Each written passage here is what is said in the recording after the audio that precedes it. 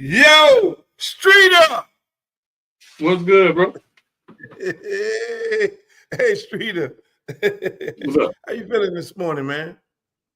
Man, it's Monday, bro. I'm feeling great, man. I choose Monday. to feel great, bro. I make that choice. We got up. We got up today, man. It's Monday. All the kids going back to school. So does that mean this is the official start of the brand new year for all us to go get money, boys? Is that what it is? It is. I mean, it is. It's top of the year, and it's starting off a little crazy in Miami, ain't it? Yeah. What's your New Year's resolution, Streeter? New Year's resolution. I don't do resolutions, man. So I remember my last New Year's resolution, long time ago, when I wanted to stop cursing. Stop cursing as much for no reason. Long time ago, man. Long time ago. Huh? How long did that last? About 7 days. That was a long time ago, man. Nah, man, I go throughout the year, man, making resolutions, man. I don't need the New Year's to be different.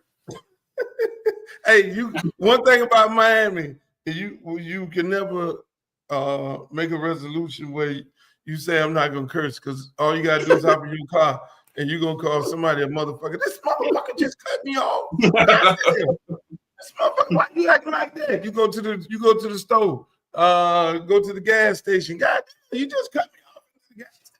Motherfucker. He gonna say goddamn and motherfucker. I think that's the universal word. Goddamn and motherfucker. 2 words. In the car by yourself? In the car by yourself. While you're on the speakerphone. Hey man, but I think I always come up with a list of things that I gotta do and I gotta accomplish for the year. And for me, it do start when school start back, because you gotta send the kids. And then now it's all about grinding and getting that motherfucking money. So I write down a list of things that I got to do. I have to accomplish. And then I come back at the end of the year and I say, did I accomplish these things? And did I not accomplish these things? Because I write them down and I put them into fruition and make it happen.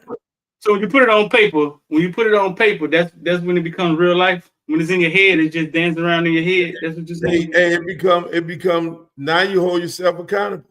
For me, now I gotta make that shit happen. So if I say I gotta do 2 TV shows and a movie this year, then I gotta make it happen by all means necessary. If I gotta do something with my catalog, do something with my music company, I gotta make that shit happen. You know what I'm saying? All right. You know what I'm saying? Write your shit down, Streeter. Get your Let me get my shit started. You know what I'm saying? Meet Joy Taylor. You gotta accomplish that shit for the year. What you gonna do with Joy? Joy is expensive. She expensive? Might not be the date. That's why I'm bringing you with me. Shit, shoot my shot. What? No. Listen, Joy fought with them big time executive, allegedly. You gotta say that word now. My lawyer always told me allegedly. Joy allegedly. Speaking of Joy, man, what you think about that situation? Dog, honestly, when people start making from Miami now. She's from Miami. She's Jason Taylor's sister, right? She's from Miami. Jason Taylor did what? That's his sister, right? That's Jason Taylor's sister. Joy Taylor, yeah. That's maybe ask Kiki. I know, yeah. I'm sure that's Jason Taylor's sister, Joy Taylor. Get the fuck out of here. Huh? Joy Taylor is Jason Taylor, the Hall of Fame gold jacket guy, the defensive line coach at the University of Miami. That Jason Taylor. Yeah, bro, you confusing me, but look, I got this on them. This civilian membership right here, dog. Right. But yeah, man, AB put up a Joy Taylor tweet, man. That's crazy. She was a police officer. No, man, she wasn't a police officer, man. We're gonna talk about that later. Antonio Brown did that, man. That man, wow, man. But Joy Taylor, look, this is her and Jason Taylor right here. I'm gonna show you. But people don't know what they're looking at, man. This is our villain membership. This is why our villains be hiding out at. But Jason Taylor is not from Miami. Huh? Jason Taylor is not from Miami. They say Joy Taylor is from Miami. You sure that's Jason Taylor's sister? I don't believe that. You don't believe it? Okay, let's do some digging in. This was at Cal game. This was at Cal game. That's Jason Taylor and his wife, right? Yep. Is this me recording them after Miami came back on Cal? And who is that? Okay. Who is that? That's Joy Taylor. That's Joy Taylor. Joy Taylor. Yeah, that's Joy Taylor. That's his sister.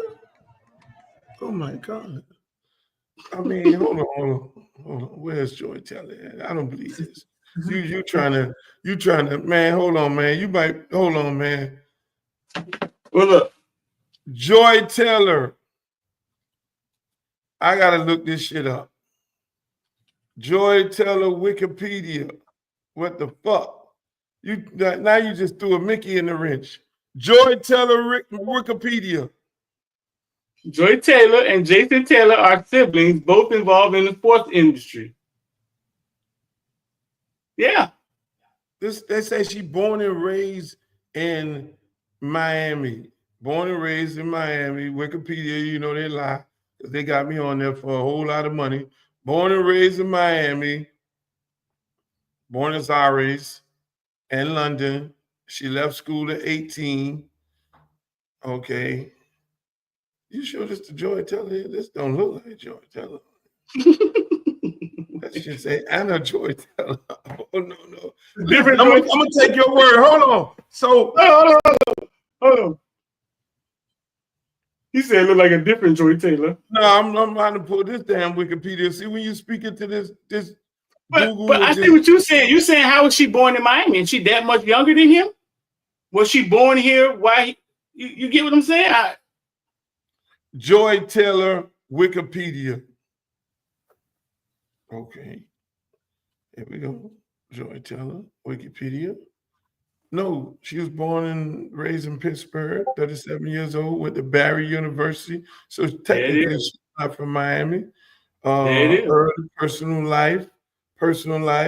Taylor's brother is the former defensive end, Jason Taylor, who played 15 seasons in the NFL and was voted into the Pro Football Hall of Fame in 2017. Unbelievable. Unfucking believable. But that, listen, man. Listen, I know Jason. That ain't got nothing to do with Jason. What his sister doing ain't got nothing to do with him. Jason Taylor is an upstanding, a class act. You know, I had a little run-in with him years ago where me and him didn't see eye to eye. While he was at Miami or while he was at St. Thomas? While he was at the University of Miami. Yeah. Not the University of Miami, when he was at the Dolphins. My ex, I shouldn't tell that story. Well, I'll tell it since I already jumped out there. Her and some other friends were, before I met her, they were out in South Beach and they saw him and I'm gonna leave that alone. I ain't gonna do that because he coached at the University of Miami. And it was, a few words said and all that, and they didn't. I'm gonna leave that alone because after that, I said something to him, even though that, hey, look here, blah blah blah. We squashed it. We had us a long ride on the golf cart and played golf in the DJ Khaled golf tournament last year, and we became good friends. Not good friends, but it was all right. I had to run in. Do you know I had to run in with Lonzo Mourning too? Man, Lonzo Mourning about 6'10", ain't he 6'9"? What he is, 6'7"? I don't care. I'm from Miami. I'm 6'3". What they say? What the old saying say? What? The bigger they are, the harder they fall. Here we go with these old 1970 motherfucking sayings. Hey, the bigger they fall. Streeter, when you old school, you don't play dirty. You look at your work. Okay, all right, big motherfucker. Okay, big motherfucker. I'm about to chop this big motherfucker down. Okay, some kind of way. Streeter, when I used to fight, Streeter, I didn't play fair. Hey, look, I got to fight two dudes. Hey, I'm at a bar. I'm next to the bar. I'm always next to the bar. I'm always Because next to the bar. that is where all the objects at, where you can go grab some shit and hit somebody in the head because they want to search you down. So you can't come into place with nothing. That was back in my old days. But then I had people all over the place in the club and everything. And if I say yeah, then that means it's time to fight. You ever hear people say that? Yeah. You got that day. We say yeah, that means it's time to fight. Boy, they coming from everywhere. Whoa, wherever the sound came from, that's where you had to go. But I'm not a violent person anymore. I used to be an asshole back in the days. You know, I ain't proud of it. What issue you have with Alonzo Mourning? I've heard a lot of people in public though. Alonzo Mourning rubbed them wrong. What issue you have with Alonzo Mourning? Well, being him okay right now. We're okay right now. Well, back then when he got down, he opened up the youth center, the Alonzo Mourning Youth Center, and come to find out he didn't know what was going on. And they were not letting the kids from Overtown in the youth center. They had a select group of kids that they were letting in. And mind you, he wasn't running it. It was just his place. You feel me? Right. And so I did an article in the Miami New Times, well documented, that I didn't like how that went, that they were not letting the kids from Overtown in the youth center, right? Because the guys, Ben Hanks and the park manager and all them and Emmanuel Washington were like, man, they're not letting the kids from our program in there and yada, yada, yada. And before you know it, I went off because I'm always supporting Overtown optimists. And I went off and be like, this is some bullshit, yada, yada, yada. And you know, I had some choice words for him and his people. And I put it in the New Times. And so we kind of had a little friction. We would see each other at different events and do the stare down. In Miami, motherfucker. It was like, you want to stay here? You sure you want to fuck with this? And so we always had, but then we eventually, you know, became all right, you know, because, you know, what he does over there for them kids is great. You know, he heard it, started inviting the kids. He do a bunch of shit, man. Zoe do a lot of stuff before you know it. We became all right because it was the same common goal, you know, and eventually Street Hugger, the wild part about it, because of that, I had to help them build another gymnasium right next to his gymnasium. So if you go to Gibson Park, you will see the Old Town Youth Center, and then you'll see Gibson Park, brand new aquatic center, brand new building, gymnasium right next to his building. Why was that? Because that was the thing. It was like, I think at the time, his executives wasn't letting the kids from Overtown in there. They had a select group of kids that they would bring into the building. And then I told the city manager, who was Joe Ariola at the time, and say, Joe, this is some bullshit. You know, these kids don't have nowhere to go. So eventually Joe Ariola, my good friend, I love him to death, he ended up finding $26 million. He said, Luke, we got $26 million.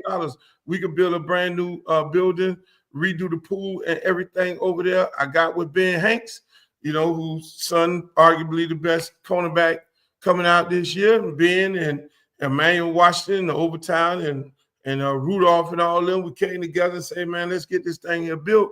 And at the same time, they had 16 million. Joe said, man, I got 16 million because Charles Hatley Park, you know, at Hatley, the kids ain't had nowhere to go use the bathroom. So we eventually ended up building our center later on down the line. And that's how Hadley got that stuff, and that's how Gibson Park got all. I Hadley got that in Gibson Park because I went to Joe Ariola, you know, who was the city manager at the time, and he got the stuff built, you know, and that's how that went. You know, that process took years. I mean, it took us to get that done almost 8 years because I mean, we went through commissioner after commissioner after commissioner. Commissioners went to jail. Commissioners did this. Commissioners did that. It was, you know, it was a shit show, but you had to stay the course. When you're dealing with the city and all that, it don't happen overnight. Sometimes it takes a little while to get done. And eventually we got it done. And that's why when you ride by going to Miami Beach, you look down, you see turf field, you see a stadium, you see the pool, you see the it look like it ain't supposed to be there. It catch you off guard. Hey, and that, let me tell you, that's what I'm on. I'm on building like we building in my neighborhood in the hood. That's why when you look, hey man, you go to Hadley Park right now, you like this shit look like it's supposed to be in the rich neighborhood, because you gonna do it, or you gonna either do it right or you ain't gonna do it at all. You feel me? Right. So again, people don't know that story. They just got that story, and they don't know that story. And it takes, like I said, it takes a village. So I always you got a lot of stories though, but we're gonna tell them all eventually. You gonna tell them all eventually. You gotta take this shit from these fake Miami people, man. You got a lot of stories. Check that out, dog. DM one of us, big homie. One of us, we eventually somebody will answer. Yeah, man. I mean that, and people don't know these stories. They don't know these backstories. You know what I'm saying? Because it took a lot. We're gonna get to all of them. We're gonna get to all of them. Because I vowed. I don't know why in our community, right? When people do stuff and accomplish shit, and then they get older, our community try to write them off, and then other people come write them off because they don't know the story, and then our community kind of let them write them off. Oh, that's Luke. He just talking shit. No. You got a bunch of stories like that, homie, and we're going to tell them all. We're going to tell them all because I know you have too much pride to get up here and tell people what you've done, but I know what you've done, and we're going to tell them all. We're going to tell them all. We're going to let people know what the fuck you done did in the city, bro. Hey, Streeter. See, that's what Streeter, I don't do shit for people, for the lights and the cameras and all that and everything. Oh yeah, this Uncle Luke, we just built the motherfucking park over here. I don't know. Can you guys do a press release that I did this and I did this? No. You know what I'm saying? It just, I do that shit because it's needed. I know a lot of people who be knowing the story and they don't tell people the story. You feel me? Because when you're in the trenches, it should really be the people telling the story, versus anything else. It's amazing how, you'll go do the work with them, but they won't say shit or how it get done. You know what I'm saying? Like, I'm always grateful for anybody who worked with me who, okay, man, this dude showed me the way. This dude here showed me the business. This dude here showed me however it may be. I'm always going to give people props and give people their credit. But we don't do that enough and that's why a lot of people, when they do the work, they just get missing. Oh man, these motherfuckers don't give a fuck. You know what I'm saying? They get missing. Bro, but we're in the age of storytelling right now and having our own platforms and you have to tell these stories. Though. I mean, somebody rolled up on me at one of our events one time and told me the Pop Warner story. What Pop Warner asked for and what you did, and we will get to that one day. And I don't think I ever told you that. You know what I'm saying? Yeah, I don't think I ever told you that. Like somebody was in the room and they was like, man, they asked us for this, man. We couldn't do that shit, man. And Uncle Luke came back. So we'll tell that story one day, man. Like these stories have to be told, bro. People can't just know you for goddamn I Wanna Rock. And I saw your dancers going viral yesterday because they had real bodies. And that picture was going viral, you know what I'm saying? But people don't know you for stuff like that, man. And all they want to hang their hat on is fucking Kenny Kelly and you fighting with goddamn Bush Davis down there. No, bro. You got some epic stories. We're gonna tell them all. There you go, Kenny Kelly. No, that was Ryan Collins. Hey, man. Let me tell you, when they get these motherfucking stories, they're gonna be like, oh shit, I ain't know this. I didn't know this. Oh, I didn't know this. Wow. Okay. Yeah. We're prideful people, Luke. We're prideful people. And like you say, we don't ever want to, oh no, man, I don't do it for nobody. I don't need the glitz and the glamour. And we're prideful people like that. Even when it comes to these kids, like these kids go to the NFL and the coaches who don't coach them their whole life always be like, man, I don't want nothing for him. I just want him to be successful. And then we pass them on to somebody named Schlichtmeyer. And then they take advantage of them. No, bro. Like, no, man. Like, what we accomplished, man. It's okay to say what we accomplished, and for people to know the real stories, bro. I don't see nothing wrong with that. Let me tell you, man. And I'm gonna give you because we got a lot of shit to talk about between Joy Taylor and goddamn Tyreek Hill and Chris Greer and Jimmy Butler and all that there. But I tell you one unique story, right? Like you say, and you just jogged me with, oh, we pass him on to somebody named Schwartz, somebody named right. or some shit like that. Yeah, like they gonna do better for him. Like they give a fuck about like they gonna do better for him. Let me tell you, I'm gonna give you a story you probably didn't know, right? When I was with the X wanted to, got a law degree and everything, passed the bar and all that, and was trying to find a way. Okay, look here, hey, I got this agency here. I was thinking about doing. You could take that and do your sports agency thing. And what we'll do is, because we'll represent the kids from our program. So you had Duke Johnson coming out. Then you had Freeman coming out first, and then you had Duke. Then you had Artie Burns, right? So it was like, we ain't gonna let them get caught up with the Swartz and the Goldbergs to come back broke. And so, again, we took Freeman, repped him, made him the highest paid player in the NFL, made him millions of dollars in marketing money just to show people we could do it. Same thing, rep Duke. Duke ended up becoming the 5th highest paid player in the NFL when he was at Cleveland Browns. We were supposed to get Artie. His mom, Dana, died. And he eventually with somebody else. But who really started it all, who really got my mind into saying do this, was Dana, was Artie Burns' mama before she passed. And so she was, you got to do this because I don't want Artie and all these kids, to get jammed up with everything. And, it's a whole nother backstory to how he didn't end up with us, which I don't think he even know. But at the end of the day, we rep Duke and Freedman, and they made a lot of money, and they have a lot of money right now today. You know what I'm saying? Because people wanted to get them to take advantage of them. And a little story before we get into it. Freeman said, because a whole bunch of people were after him, and so he liked that one financial advisor. I ain't gonna call his name, one of the usual suspects. And I always told him, hey, look here, man, don't go where everybody else go, especially where a whole bunch of numbnut ass NFL players go at, and do no business like that. So he ended up saying, man, but coach, I like this financial advisor.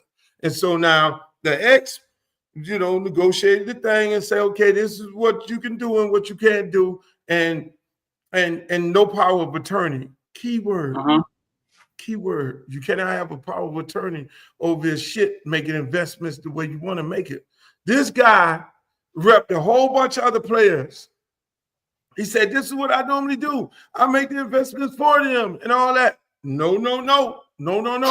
So she added that into the contract. This man make a long story short, this man took $1 million out of Freeman's account, invested it in some bullshit. And Freeman called me up. He said, coach, man, this fucking dude took $1 million out of my account. And I say, I'm pretty sure, you have to have, he has to have authorization because. Our attorney, right. Yeah.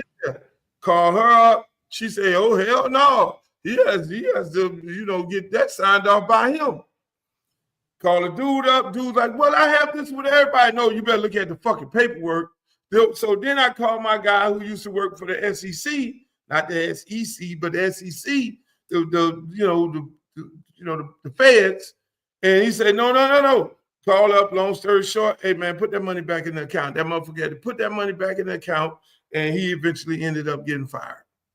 And so I say this to say all that. A lot of them guys get broke because they sign up with these agents, and these agents And because everybody getting a cut, the agent then make them sign up with the financial advisor giving the agent a kickback, agent getting a kickback from that. And then this guy's now investing their money any kind of way. You know what I'm saying? So then that's why all the time when you say, hey man, this dude played at this park right here, and say, hey man, can you donate some jerseys to the park? And they said, call my financial advisor. The financial advisor always say no, because he don't give a fuck. He taking their money, invested it the way he invested, and then at the end of the day, these niggas, oh shit, I can't say that. These guys end up being broke.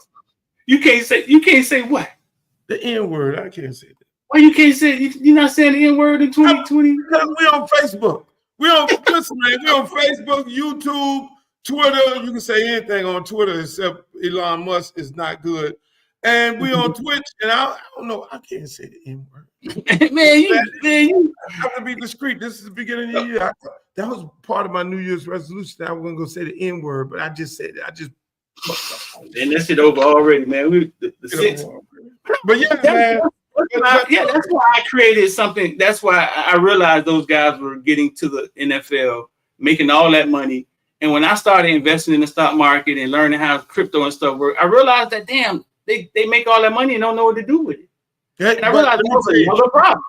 It's it's the thing that agents put them with the financial advisor who their homeboy, and they're getting a kickback, and they're not properly like this dude. Duke Johnson got all his money. And that's what we were more proud to say, even right now to this day. Me and her ain't together. We co-parent, but she did an excellent job looking over the contracts, making sure them guys were protected. Freeman probably owned half of Liberty City on the low. Really? On the low, because we put him with a guy, friend of mine, a neighbor of mine, put him with a guy and to do investments. And this dude, because God don't make land. This dude got major investment. We used to say all the time, you never spend your game check. Like my job was to get them boys. Our job was to get them boys as many endorsement deals as they possibly can, so they do not ever have to spend no money from the game check. And they would always have to make a game check in marketing. Right. In marketing. Hey, that's why you don't see Duke right now. And then they listen to the game. Hey, look. Right. Anybody finna invest in you if you got on your Twitter account a bunch of homeboys drinking and smoking dope and all that. They don't want you being representing their product. They don't want no guy with a whole bunch of babies representing their product. That's why you see Duke right now. Duke probably, I don't know if he have kids. He might just. I think he got one. I think he just had one. Just had one. Freeman, the same thing. You know what I'm saying? So they were smart and did everything the right way. You feel me? And and Freeman will tell you all the time, hey man, I became a millionaire, coach, because I listened to you, coach. Who can tell? I listen. Everybody else want to go there. Oh, we went over there with this dude, and we over here with this dude. He whining and dining us. He taking us over there. I'm like, bro, don't go to no fucking. Who goes to a club and you the celebrity and you pay your way in and you buying the bottles? No, they supposed to give you the bottles. That's how that works, boss. But That's our story. That's the you'll have me talking all day about these stories here. But let's get into. Oh, we're gonna talk all day. We're gonna talk all day. We got Skip Bayless, the All Holy Than Thou, Skip Bayless, the Bible toter with 14 counts, him and Joy Taylor with 14 counts of sexual battery, allegedly sexual battery. I mean, goddamn. Right. Allegedly. Skip Bayless. Allegedly, in the report, the girl said that he offered her $1.5 million for the pussy. 1.5 million. Luke, you've been around a lot of women ever since the yellow dress moved something with the black stripe down. Have you ever seen some cootie cat worth 1.5? You done been around Lisa Ray.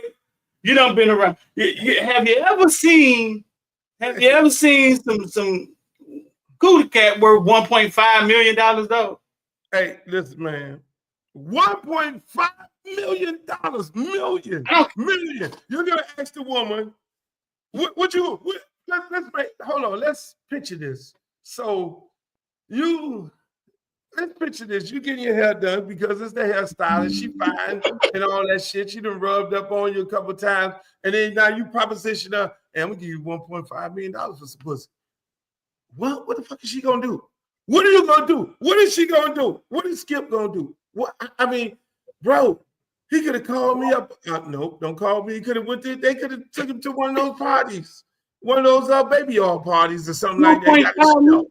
No, it's the only product. It's the only thing that the value just fluctuates like something I've never seen before. That same Cootie Cat that she gave it to somebody and he'd go in the car for free because she was off Casamigos.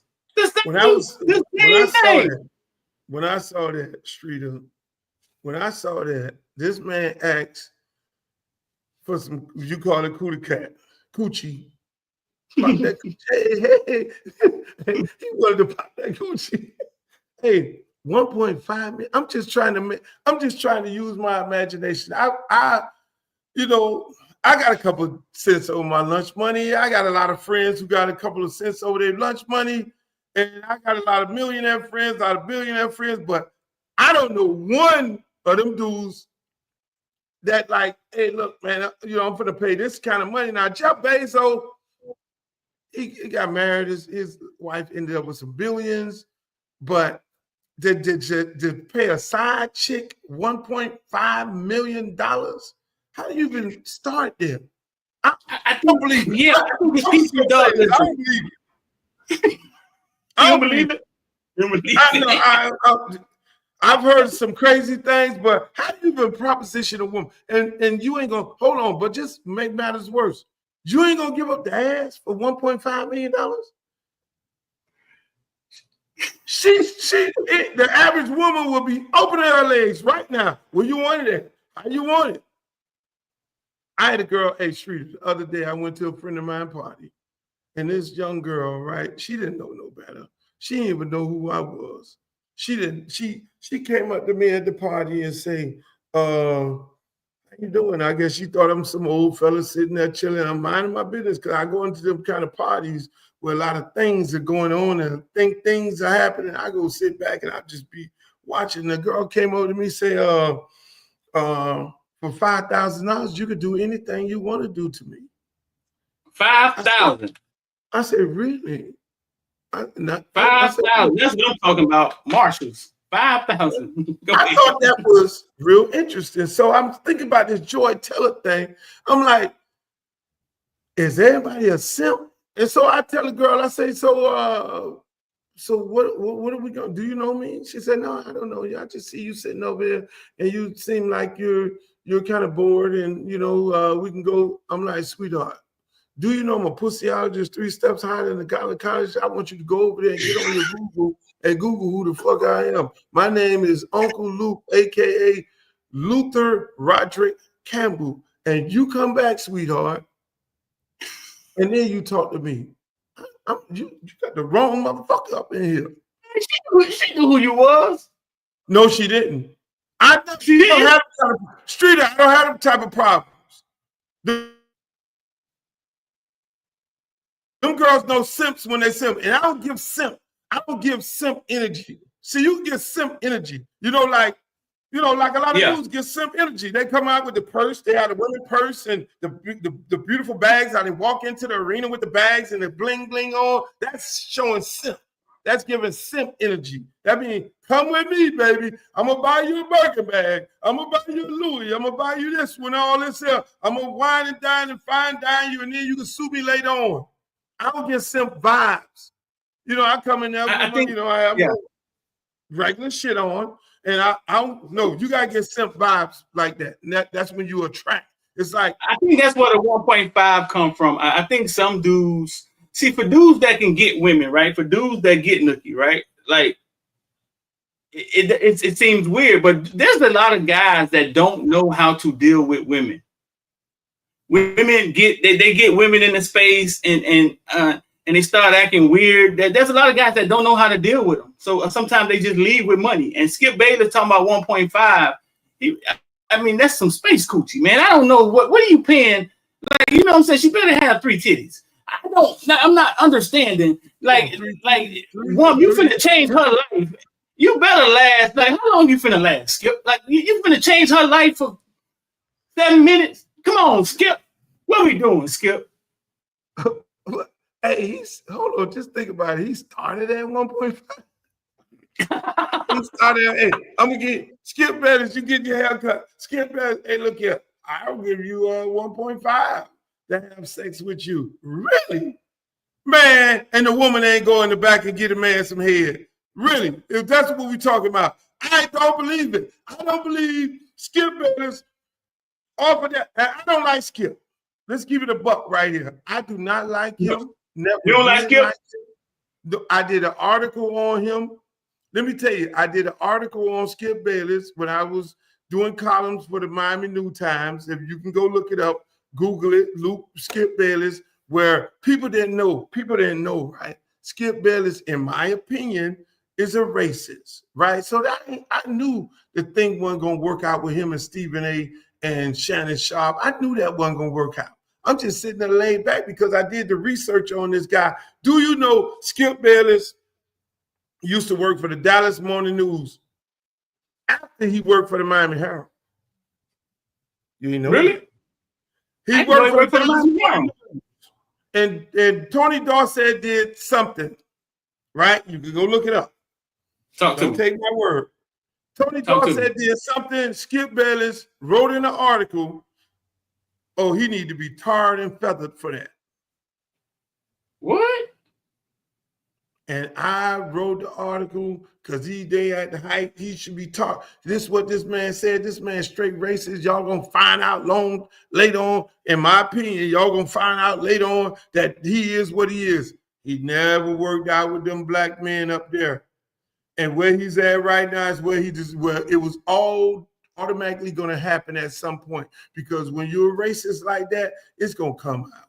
You're gonna go try to hate to the boss. You're gonna be seeing, you're gonna show your true colors when them black men talking some real black man shit and they standing up on their square and all that. And so eventually you're gonna do that. Yeah. And so I ended up, they came down here for the NBA finals. Mm-hmm. And they were booking talent from Miami to do the first take on ESPN, or one of them, ESPN. And the guy booked me. And then they realized that Skip Bayless went and told the producers, no, I don't want him on the show. He wrote this fucked up article on me. But it was the truth. Really? Yeah, so they bumped me for the show. I never got on the first take. I never did first take. Skip Bayless from Miami? Huh? Is he from Miami? No. I don't know. No, he's just from Texas. Oklahoma. He was just working here. Yeah. He worked here at the Herald for a short minute and then went to Dallas Morning News. He's a writer, reporter. See, people don't know that story. People, listen, reading is fundamental. Always go look these people up. And then you'll find out a lot about who they are. But then it'd be amazing that they getting people a shot. They put that kind of shit on. They still keep getting jobs with that dirt. So this is 1.5, Luke, man. You got to tell me if it's worth it or not, dog. 1.5. This is the $half right here, dog. You got to tell me, dog. 1.5. What's she going to do? This the $half right here. She has to have 2 coochies. 1.5. She had to have more than 4. She had to have more than 3 holes. She had to do special stuff. I mean, her hair, had to blow on your testicles, while she giving you this, the shit got to blow all on you and all. She had to have some special shit for 1.5 straight up. 1.5, bro. And that's 1.5. Now she looked good. Let me see. Hold on. Man, my eyes getting bad. I gotta get my eyes checked. Yeah, she I don't know what 1.5 looks like. No, they ain't you know what I'm saying? You've been around who I think maybe man, listen, man. Finest women, Lisa Ray. And I don't. Lisa You know what I'm Ray. saying? Lisa I Ray don't know. get 1.5 out your ass. She will get 1.5 out you. And maybe more. Lisa Ray told me, I remember Lisa Ray told me, say, look, I don't like football players. They broke. Fuck that. I need me some baseball players, some soccer players, and some people owning islands and shit. Hey, she gonna get the 1.5. But hold on. This woman here, see the hairstylist too, though. the hairstylist. Why you want the hairstylist for? Hold on. And how much you making now on the set? Because she union, she probably was making about $1,500 a day on the set as union. But come on, man, let's be real. 1.5, bro. He started at 1.5. Started at 1.5 to do that. So she was appalled, right? So she was looking for somebody to confide into and bumped into Joy Taylor. Let's think about this. She held on to this how many years? I'm so 2012. As far as that she worked at Fox Sports, 2012 through last August. No, she's been there for a while. No, so she was there for like 10 years. So let's see when it happened. So she held on this for 2017 is when it started. Yep. Almost 10 years, she held on to the fact that Skip Bayless offered her 1.5 for the coochie, allegedly. Offered her one. So she held on to this and she distraught and she had to go get mental help because a man offered her 1.5 for the cootie cat. Man, make this shit make sense, man. There's too much of that going on. Now Joy Taylor. Yeah. I guess the lady allegedly let Joy Taylor fuck her way to the top and all that stuff in there. Do you really believe Joy Taylor would say things like that?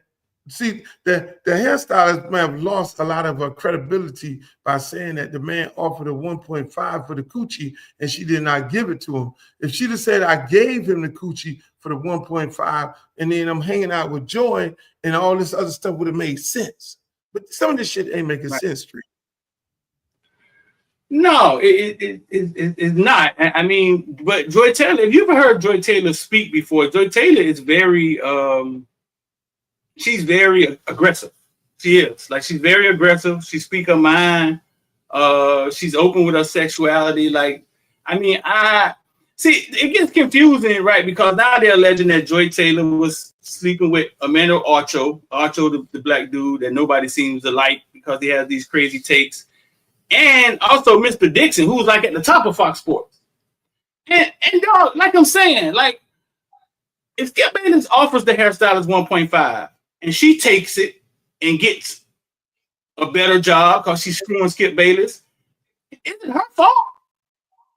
Is it Joy Taylor's fault that the top of Fox Sports, man, is weak for coochie, right?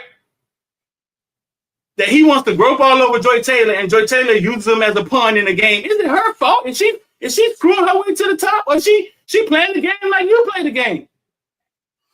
It ain't her fault. Hold on, but this the part, this that Miami shit, right?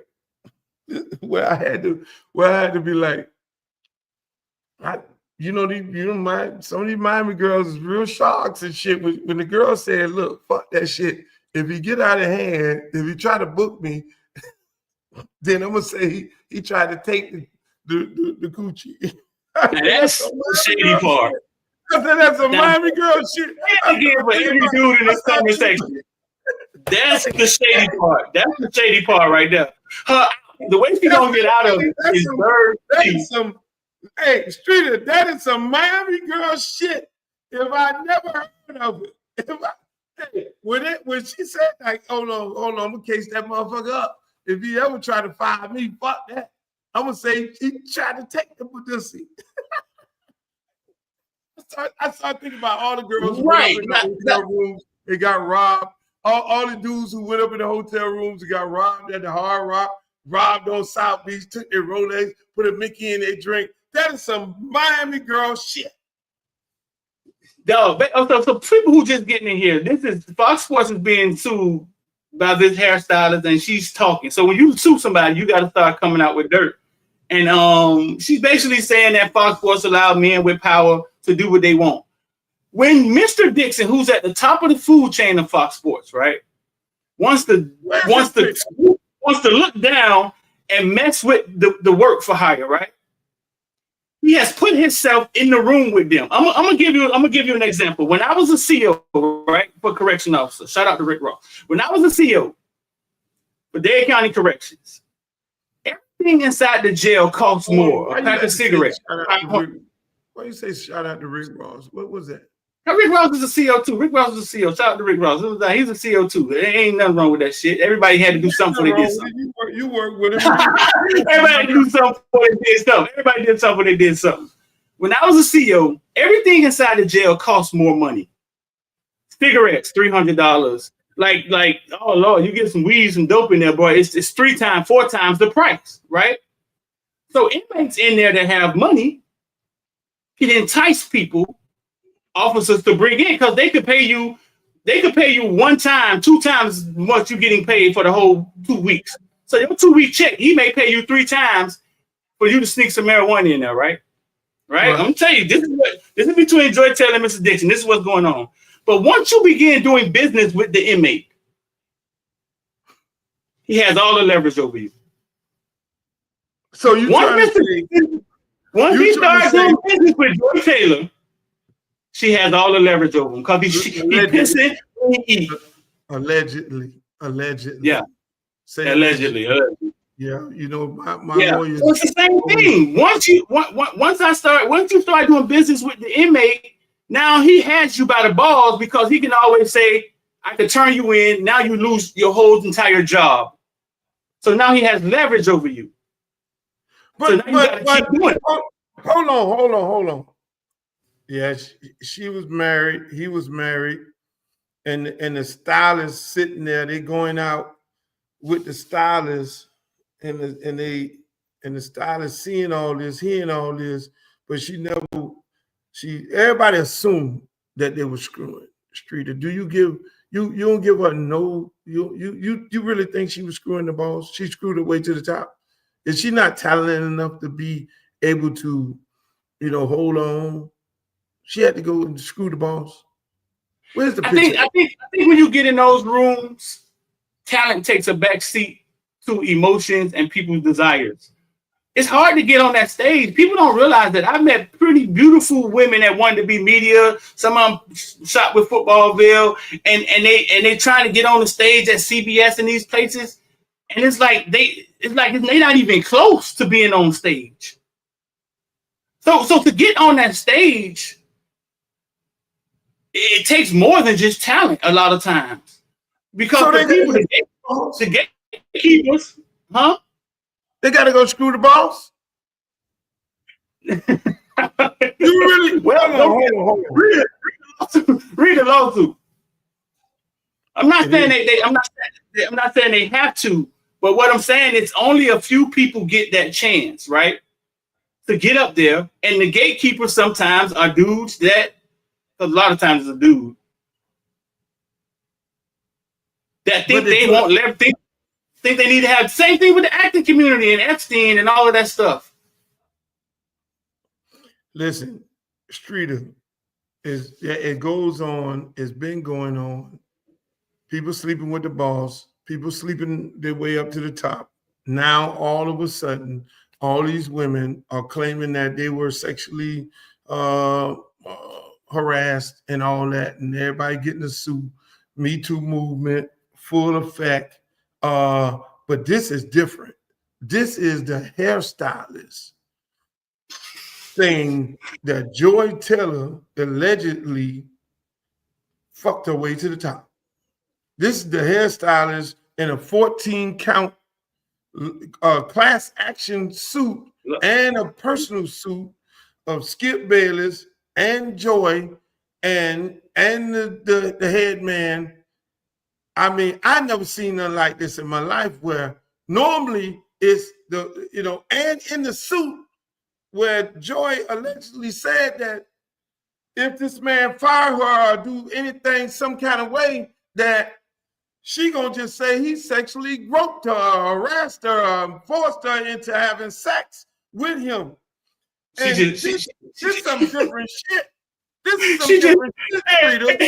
This the she women just don't she normally just tell took Joy them. she just took Joy whole plan up, though. She done blew whole joy up. Why she had to?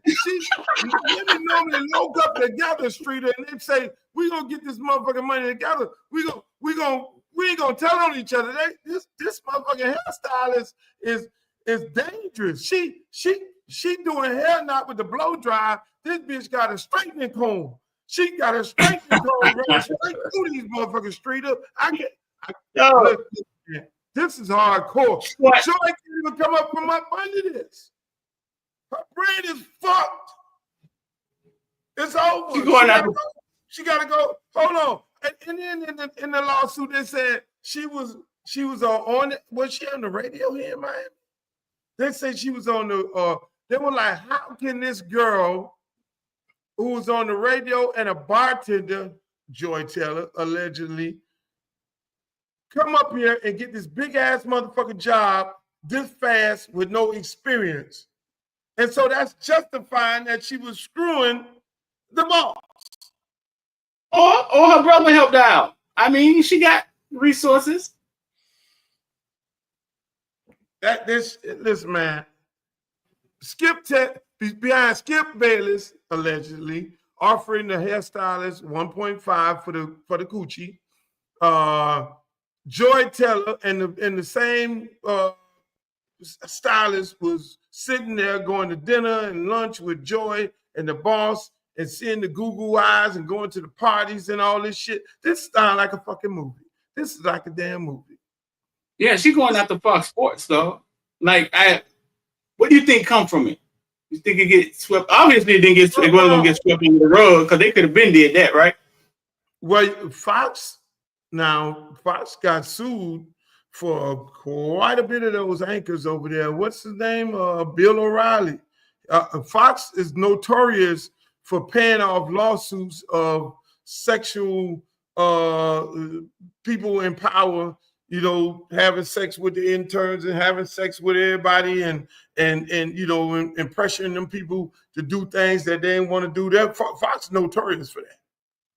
They don't give a fuck, and they paid a whole bunch of people out. I mean, you could look it up. But I would never have thought the holy thou old Skip sitting up there offering the woman 1.5 for the coochie. Holy thou. Holy thou, the man who want to talk shit about everybody, you sitting up there offering somebody 1.5 for some coochie. The hairstylist, you supposed to tell the hairstylist, go get me, line them all up. I got 1.5 in the budget because I don't want my ugly ass wife to find out. Where is it? Right. This ain't making no sense. So again, it don't make sense to you. Who? It doesn't make sense in the comment section. Do it make sense to y'all? This doesn't make sense to you at all. It don't. Hey, where's the picture of the boss? I know you got the boss picture. Mr. Dixon. Mr. Dixon. Where's Mr. Dixon? He got the right name. Hey, all he gotta do is walk up with them and say, "Hey, my name Dixon." Hey, you already know what time it is. hey, call me Dixon.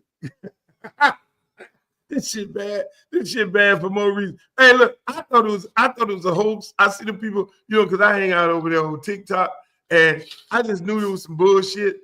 But I kept seeing it more and more and more and more again. That these people sitting up here, man, come on, man. I'm like, Joy, tell her, come on, Joy.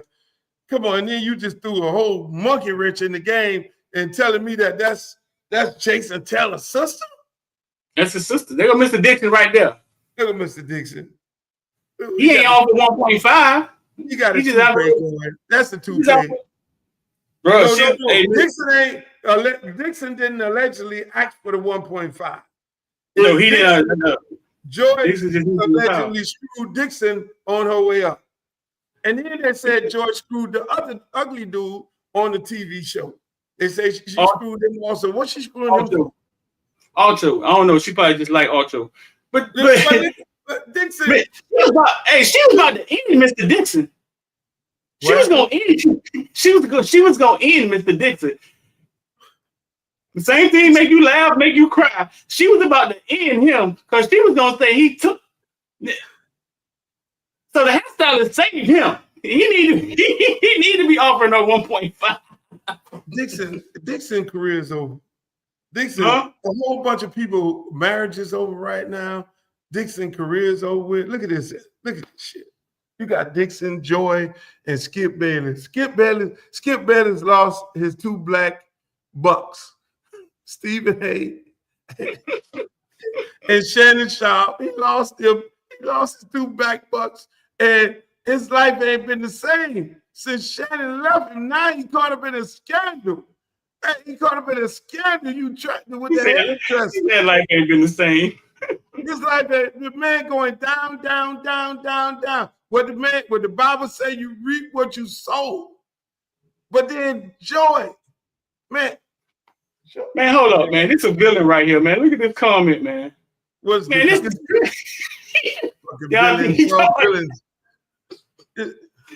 y'all think JT gonna take his sister on a recruiting business with him? Man, get out of here, man. Man, you dead ass wrong for that, man. You dead ass fucking wrong for that. You dead ass fucking wrong. Get out of here, man. Don't do that. Don't do that. Listen, man, don't do that to JT, man. I like JT.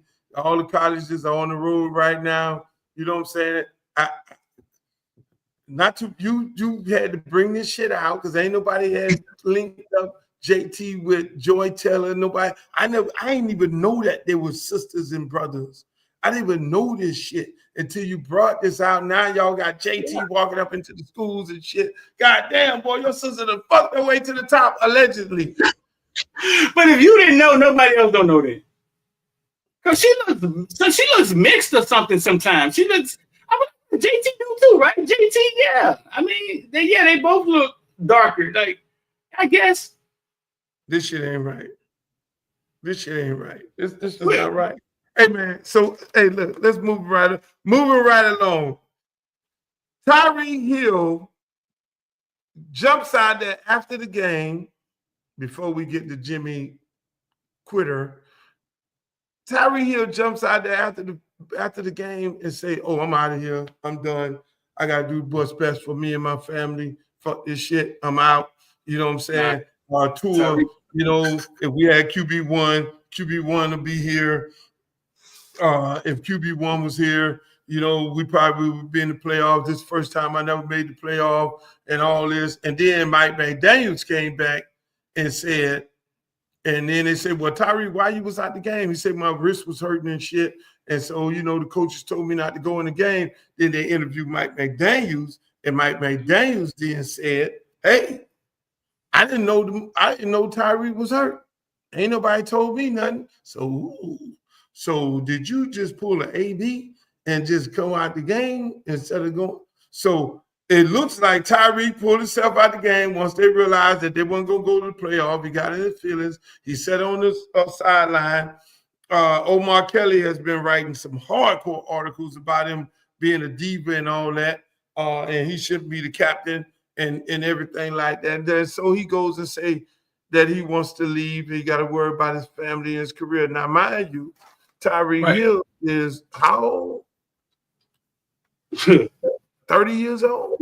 30 years old. He's 30 years old and he getting paid a shitload of money. So I can kind of understand. Let me give you my take on this here. I can understand Tyreek Hill. Let them hear this first, though. Let's let them hear what he said, because most people sleep last night. Okay, go ahead. You know, so it was great playing here, but you know, at the end of the day, bro, I got to do what's best for, you know, for my career and, you know, what's best, because I'm too much of a competitor to be, you know, just out there. Mean you thinking about leaving him? If it is, hey, yeah. He couldn't say it. He had a ball to just say it. So what's your take on it, dog? Let me say this. Streeter. My take on this, he said a lot, but what I got from what he was saying, because you got to understand these dudes, you know, it's not a cryptic message. But he basically said, this is what I got. This is what I got. And I know we all read the Bible different, but the Bible says what it says. This is what I got. If we had QB1, which is Tua, we would have won a lot more games and we would be in the playoffs, right? I don't think Tyreek Hill feels like staying with the Dolphins with Tua as the quarterback that they can fulfill the goals in which he wants to fulfill. He's 30 years old. He's going on the end of his career right now. Right. It's not about money. It's about winning chips for him. Tua is going to get hurt. Hip injury. Came in with a hip injury. He got jello for brains. He's going to get injured again. So the man is sitting there saying, I cannot be here. I got to look out for my family because this guy going to do some bonehead shit, like run into another motherfucker. This guy is injury prone. This guy is not going to be available. So quarterbacks last a long time. When you look at Tom Brady and how many guys he threw the ball to, and them motherfuckers were retired and going to the Hall of Fame, and he still was throwing the ball. Quarterbacks can last a long time, but receivers cannot last as long as a quarterback. So he's basically saying, I need to be able to take care of my family. I need to be able to catch the ball and be relevant. I'm 30 years old. I got about arguably maybe 2 to 4 more years left to be able to do this. I need to be in a situation where I can win chips and I can continually make money and I can be relevant. This guy Tua at quarterback ain't gonna get it. We gonna be in the same situation next year because he's gonna get hit in the fucking head, or he's gonna do some shit like try to run somebody over like he did. He's gonna get injured. His hip ain't been right since he left Alabama, and that's where I'm at with it. So I got to go. I respect Tyreek Hill for that, saying, hey, look, man, I gotta go. I can't be a part of this shit. Y'all shouldn't have paid this motherfucker the money anyway. And that's where I'm at with the street up. The average lifespan of a wide receiver in the NFL is 3 years. Tyreek Hill is 30 years old, right? He's been in the league since what, 2016? Yeah. Yeah, he's been in the league since 2016. It was great here with the Dolphins, you know what I'm saying? But this year when Tyreek has got arrested the first game outside the stadium, man, I knew this was about to go bad. I knew, boy, that was like a bad omen on, because Tyreek,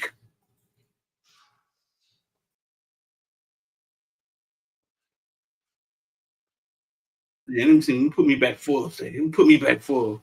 Yeah, because Tyreek, look, when Tyreek got arrested at the beginning of this season, man, I knew something wasn't right. You feel me? What you thought about? Yeah, I just thought it was like a bad start to the season. You know what I'm saying? When Tyreek got arrested, it wasn't his fault. When he got arrested, it was just a bad start to the season, and shit ain't been right since. You feel me? It ain't been right since. But Tyreek been in the league 8 years. When we got Tyreek, we thought Tyreek was over the hill, right? We wasn't sure we was getting Kansas City Tyreek. You thought it was over the hill? I thought it was in his prime. And we did get a Tyreek Hill that balled out. I thought it was. I'm just saying. Kansas City, people thought he wasn't going to be able to perform without Mahomes and all of that. But I thought, but here's the thing that a lot of these guys don't understand. I don't think organizations don't understand is this. I respect how Tyreek Hill did it. He played the season out. If he faked the injury and came off the field, that's quitting. So if he did that, that's fucked up. That ain't cool at all. You know what I'm saying? Because, you know, we live in this era where dudes feel like it's okay to quit and drop balls like the boy in Pittsburgh and everywhere else. You know what I'm saying? And AB run out the field saying, fuck y'all, I'm out of here, taking the shit off. You know, people would have, Tyreek is a competitor. He said, I'm a competitor. I want to win. You know what I'm saying? So I'm hoping that it was the emotion at the time that he was going through that, being emotional. I'm assuming that that's what it was, but at the same time, I can understand his rationale. This quarterback that y'all just paid all this money to, you gave him this money, he'll be here forever because ain't nobody finna get his ass no time soon.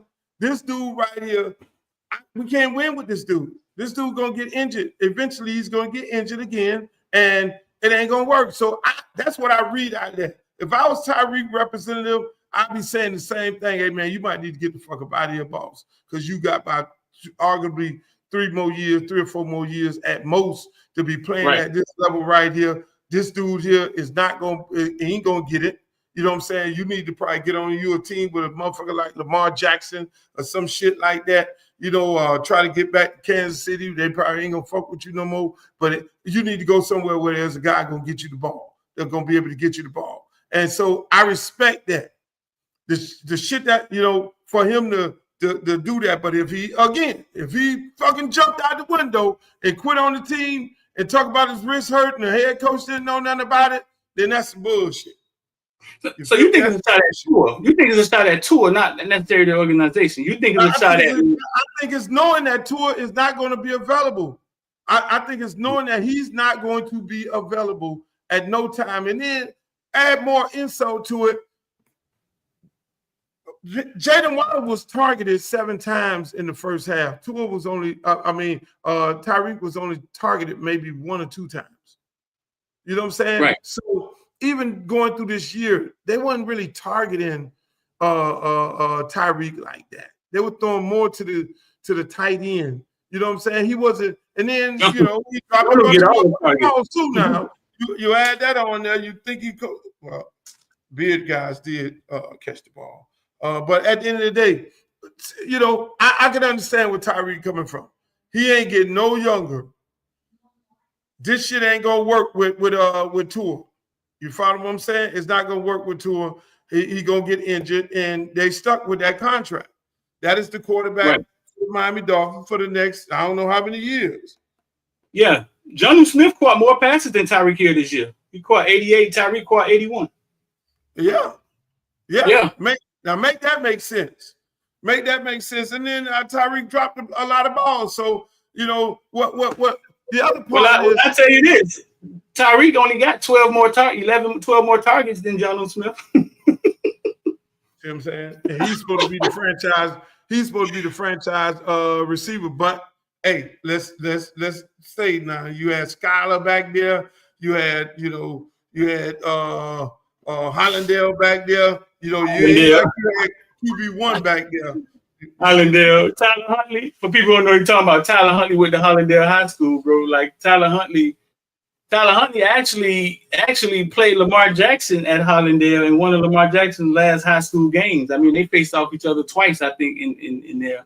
And Tyler Huntley was Lamar Jackson's backup at the Ravens for a long time. A lot of people don't know that. That's something else. Your high school homeboy, and he the backup. But let me say this, man. I respect how Tyreek did it versus Jimmy Butler. The shit what Jimmy Butler did, quit on his team not even in the middle of the season, like right now in the season, that's some bullshit.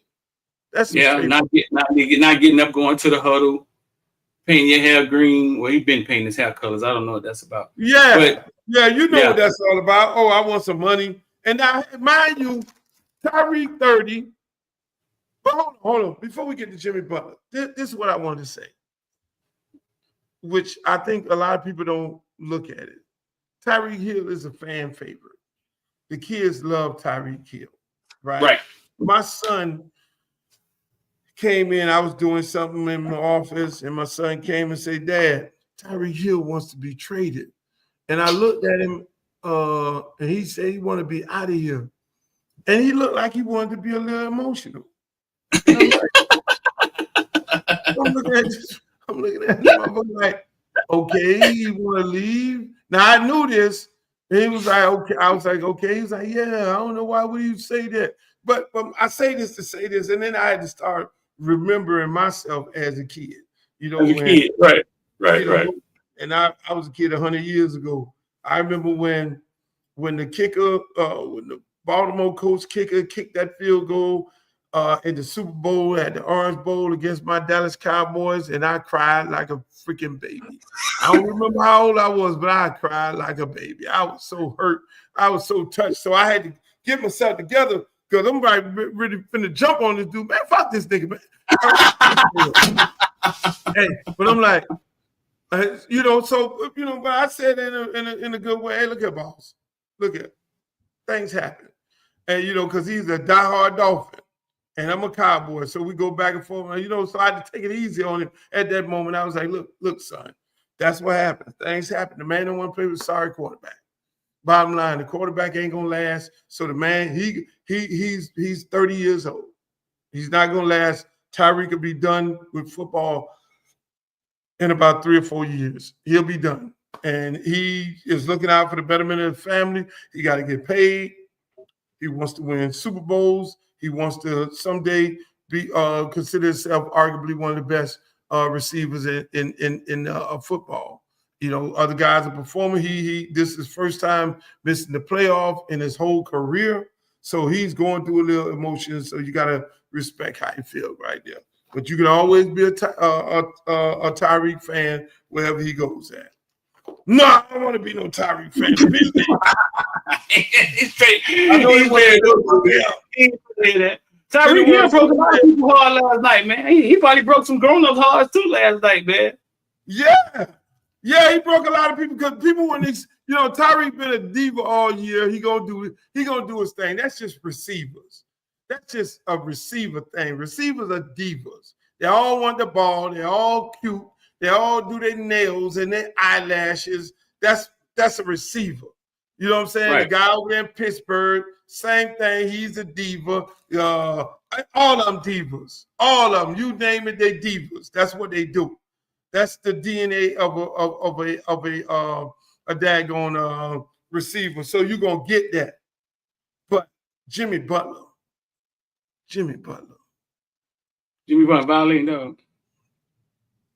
Come on, man. Jimmy Butler right up there with Joy Taylor. Damn, so you can't put him in the same room. And Jimmy Butler's 24 years old.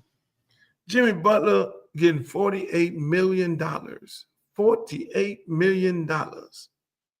And he talking about he ain't happy. He want his joy. Where's the clip of Jimmy Butler? Play that clip. Jimmy Butler, I'm not happy. I want to get my joy back. Hold on. People out here working their ass off streeter for $15 an hour. They celebrating when they get a raise, a $5 raise. People are jumping off the roof when they get a $5 raise. People busting their ass. I got housekeepers up in here cleaning right now. People going hard for and this man making $48 million and say he ain't got no joy in the game. $48 million. $48 million, Jimmy Butler. Million.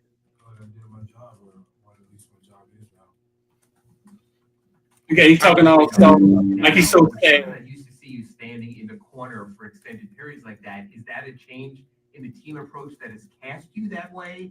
And for you to be your best version of yourself, can that be your role and you thrive to the best of your ability? It can be my role here. But I mean, that's not what I'm used to being.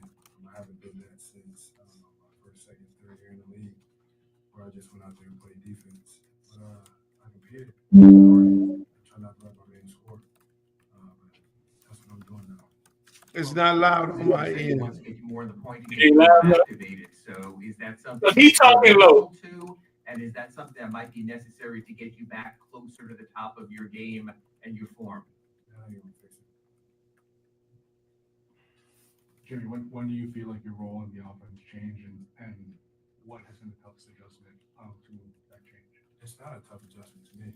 I'm going out there to compete to win either way.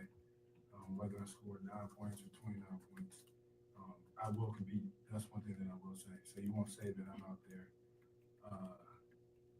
not playing hard. It may look like that because my usage is down and I don't shoot the ball a lot, but we won't sit here and say that I don't play hard.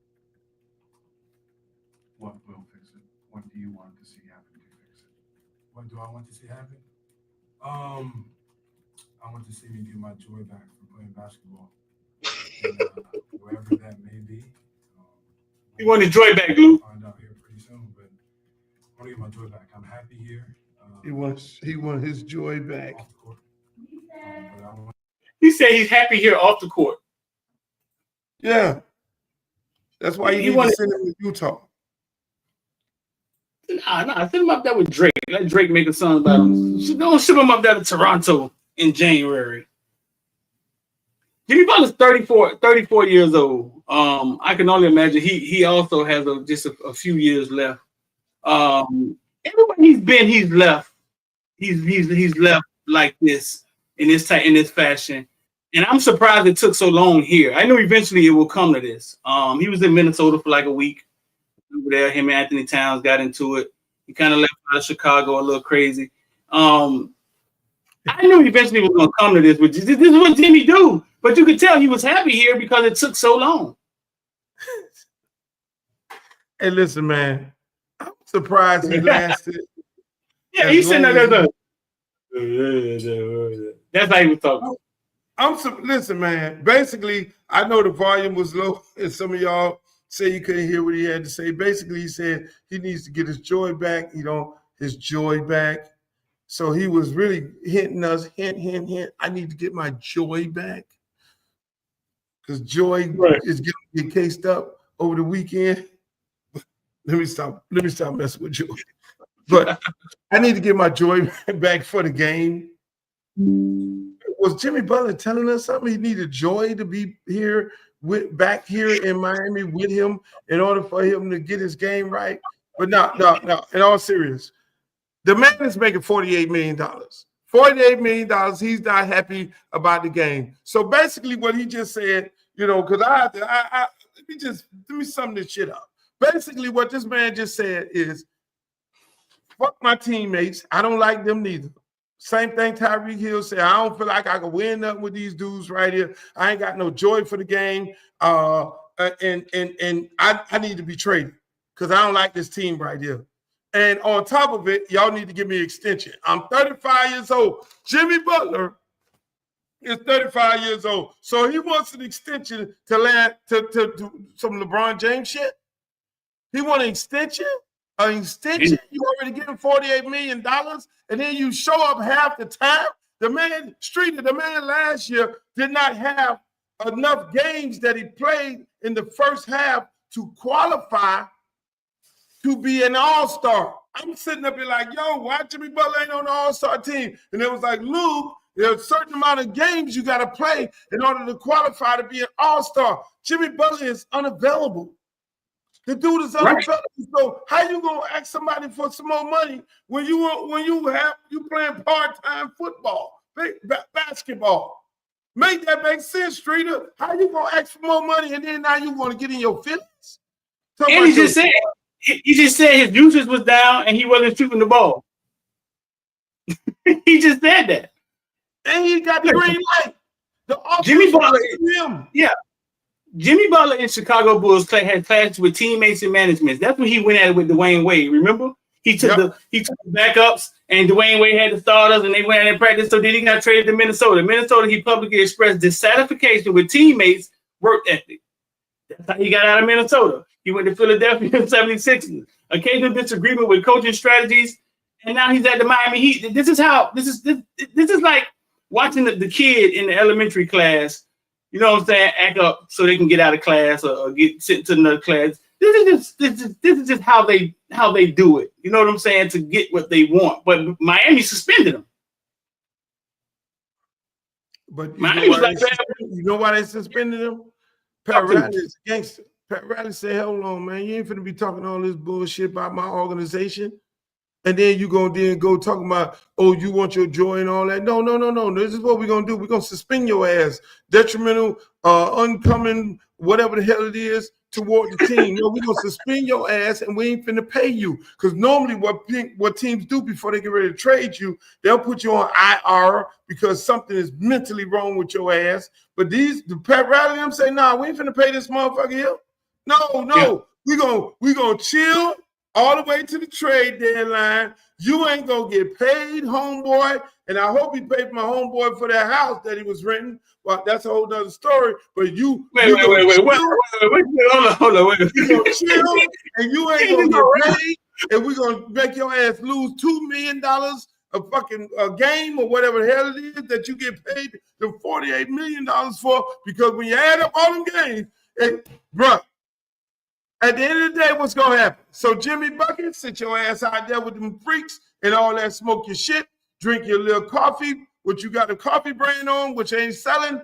That's what you do, boss. And we gonna make you lose money before we ship your ass. And I'm saying, and then you got Paul Pierce. Paul Pierce. Oh, Paul Pierce gotta do it. Pat Riley's a hating ass Paul Pierce. Fuck him.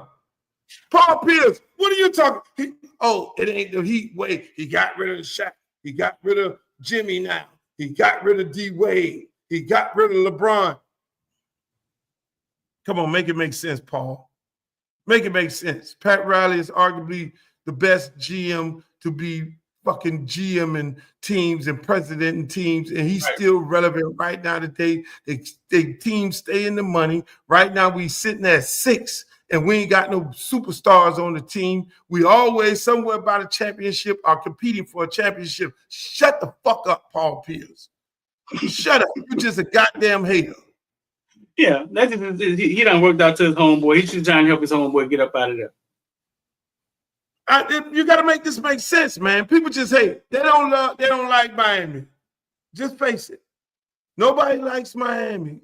They don't like because we got the sun, the fun, we got all the pretty women, we got all the pretty everything, we got the condos, everything is new around here. Shit ain't old. We got all beautiful everything. Everything is beautiful. They hate us. So when shit like this is their time to take this thing out and try to piss on Miami, but you can't, because you got people like me and Streeter right here. We're gonna hold the fort together. We're gonna hold it together. But we need to get back. What is this? If Haslam was there, he'd be doing this? No, and that was a large part of it. I thought they were gonna have. Hey, look. Some people worth their money and gold. Haslam need to still be sitting on the bench over there, making sure that locker room is in order, because it hasn't left, and he let him go on off the pasture, and left the locker room to Jimmy Butler, the captain. And these dudes like to have this captain shit on their shirt. That ain't captain. Tyreek Hill, captain. Jimmy Butler, captain. So you want that to be the leader of men? I mean, come on, man. I can't make this up. I really can't make it up. Streeter, I can't understand a dude get $48 million, and I know how hard it is for a lot of people out here. All of us, we work our ass off to make our money, to do what we got to do. But I look at the little people who got to make ends meet, and they're happy about their money. Some of them struggle to go on vacation. Some of them, but even when they get enough money to go buy a used car, they're happy about it. This motherfucker is making $48 million talking about he ain't got no joy for basketball. If I'm like that lady on Fox, shut the fuck up and dribble. What did you shut up and dribble? Shut the fuck up. No, don't just say shut up and dribble. Shut the fuck up and dribble. You look, man, it's a better way to do that. It is a better way to do that. Hey, look, trade deadline, get ready to come up. You play your ass off, be a professional about it. Play your ass off, do what? Go up in there and say, hey, look here, man, I ain't feeling this shit. Trade deadline coming up. Can y'all move me? I ain't feeling this, but I'm going to go out there and be a professional about it. I'm going to be a professional about it. I'm going to go out there and ball my ass off, do what y'all need me to do, and all that there. But behind closed doors, because that's what things get done. I want y'all to move me. And now everybody okay. But Jimmy, just like you just said, he got a reputation of doing this shit, Streeter. Where do they go with this dude? Do you send this motherfucker to Utah, or do you send him to a stacked team? Man, send him up there with Drake, bro. Send his ass to Toronto with Drake, man. Nobody seems like they ever want to stay there. Send his ass up there with Drake, mean mugging niggas and shit. Like, send him up there with Drake. But what does this do for his value, though? Like, does this force the Heat to have to trade him fast because he's devaluing the trade doing this, right? Because everybody knows he doesn't want to be there. Like does that devalue the trade so the Heat got to get him up out of here? Listen, it does. But based on what you just said earlier, all his antics, all the teams that he went to, right, that he wasn't a good fit for. Now all of a sudden he want to just go out publicly and try to expose Pat Riley and Eric Spoelstra, arguably, two dudes who going to the Hall of Fame when they done. I mean, you can't do this. This ain't Chicago Bulls with Jerry Krause. This the Miami Heat with Pat Riley and Eric Spoelstra. This is the Heat way. Regardless of what this fucking dude, Paul Pierce, is running his mouth talking about, Heat culture ain't what it is, you're a hater. But we have Heat culture is built off hard work, dedication, and doing your job. See, it started off at the end of the year. Last year, the playoff, when Jimmy is on the sideline running his mouth about this, that, and the third, and then Pat Riley said, hey, man, you ain't got shit to say unless you playing. When you playing, then you could talk. That's when it started off. So that basically said Jimmy opted out or quit on the team at that point because Pat was taking a shot at it. Like, bro, you be quiet, bro, unless you on the court. So that's basically saying you ain't fighting through injury or you ain't trying to be out here with the team. So shut the fuck up. That's when the rubber hit the road right then. So now fast forward into this year. I'm cool. I'm all right and all that. Come on, man. I know. I mean, the Heat is your check come every day. When your check comes, Streeter, is that not the happiest moment? When you go to work and you do the football deal and you go up in there and you come back with that and they write you that big ass check, them all that marketing money that you making over there, you sitting there with all that, sitting on all that money and shit. And when they write, isn't that the happiest moment for you? When that check come in the mail, or when they sell your ass, or they snap you that money, that's I work hard for this shit right here. Where the fuck do these divas come off by saying that they are not happy making $48 million and they're not feeling good about the game? You just said to all them dudes in that locker room, I thought they were very professional how they said that shit. If it was back in the days and Charles Barkley or Shaq was in that locker room or some shit, they'd be like, fuck that motherfucker. That means he don't want to rock with us. Jimmy Butler, dog, listen. Jimmy Butler gets paid. Y'all ready for this? $590,000 a game. $147,000 a quarter. And he said he's not happy on the court. And you not happy. And you not happy. Hey, man. And you not happy. If the man tell me, hey, Luke, we just want you to sit on the bench right here. Shit, I'm making $140,000 on the motherfucking bench. I'm sitting on the bench. Okay. $190,000. No suckers up in here. You don't want to get up and go to the huddle with the rest of the team. Could you imagine? Say that again, please. Say that again. And he don't want to get up and walk to the huddle with the rest of the team. Everybody go to the huddle and he sit on the bench for $590,000. Streeter, say that again, please. Say that again. When the team gets up and they call a timeout, everybody walk and go around the coach and he sits on the bench and he don't want to get up sometimes. For $590,000, Pat Riley is looking down at him. And they're looking down like we pay this motherfucker $590,000 a game, $147,000 a quarter, and he don't want to get up and go into the huddle with Spoelstra on the timeout. They should be able to hire a couple dudes to go jump his ass right down the sideline. $500,000 a game. It should be an Uber team that just come get his ass and take him to the locker room and whoop his ass. Hey, I guess that's why Skip told the woman he'll give her 1.5. So that's worth 3/4. But Skip raising the price of coochie, man. Like Skip is messing up the game. I don't know what Skip doing. Look, at the end of the day, much you saw with you and her sister for $5,000? What she said to me for $5,000? Skip the ran the price of coochie up. Let me just confess, ladies. Please do not ask me. Don't no. Hey, look for Skip. Those type the dude just ran the price of coochie up. Skip, but again, I'm gonna respect the hairstylist, which I don't believe she turned down 1.5 for her coochie. I don't believe it. I think she lying because if she was offered it, but Jimmy, you making 500,000 a game, 100-some-thousand per quarter, and you're not happy. Make that make sense. Somebody need to do a wellness check right now on him. They need to just send him to. They need to send him to get his brains checked because for the life of me, I do not understand that. You need to get your joy back. Your joy is done. Joy is over. We can't probably even say joy right now. Joy, at least Joy went up the flagpole allegedly and tried to get to the boss, and the boss hooked up. So she had her joy. So leave Joy out of this, Jimmy. You want to get Joy back? She went up the flagpole. This shit don't make sense.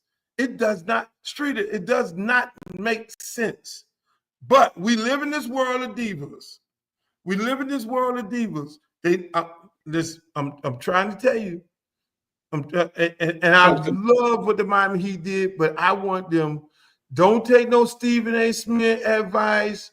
I love Stephen A. Smith. That's my guy. Do his show all the time. But at the end of the day, everybody told me, oh, take him, put him on Phoenix, put him over here, send him to the Lakers, build a stack team. Y'all wasn't saying that shit when LeBron came down here to Miami. All y'all hated on it. When he came in with Bosh and Wade, y'all hated on it. So now y'all want to send Jimmy to a stacked team. No, that is rewarding Jimmy. Send Jimmy ass to one of them 8 and whatever teams at the bottom of the barrel, like Charlotte and Washington. Let's see if you can get your joy back down there with them boys there. But even that, I wouldn't even send him to Charlotte and Washington Streeter. I would send his ass to the Antarctics. I would send him straight to Utah. Let's see if you can see the little girls riding around in the back of the lake with the house that you ain't paying the rent in, and the jet skis and all that, and seeing the yachts pass by, and you waking up into the sunshine of Miami and all that, and you ain't paying no state tax. Right. That part, because them 48 million ain't the same 48 million in some of them other states too. You need to add that into the equation. But if you want to be happy, Jimmy, then send your ass to Utah. Be happy in Utah. When you wake up and all you got is ice caps all over the place and snow all over the place. And I don't know. I hope Utah got a state tax that they'll wear your ass out, but probably not. That's what I'm sending him, man, Streeter. You ain't getting rewarded and going to some team going to the playoff. No. Matter of fact, they don't have nothing to offer. Right. Nah, he acting a fool here. Nah, man, the Heat organization has a clean face, you know what I'm saying, in the NBA. And other than us handling LeBron maybe a little different than other teams probably would have, they got a clean face. People come here, you know what I'm saying, revive their careers. Ray Allen did. Goran Dragic did. I mean, with the Birdman, you know what I'm saying? People come here and revive their careers, I think, because it is a healthy environment. For him, and you're right.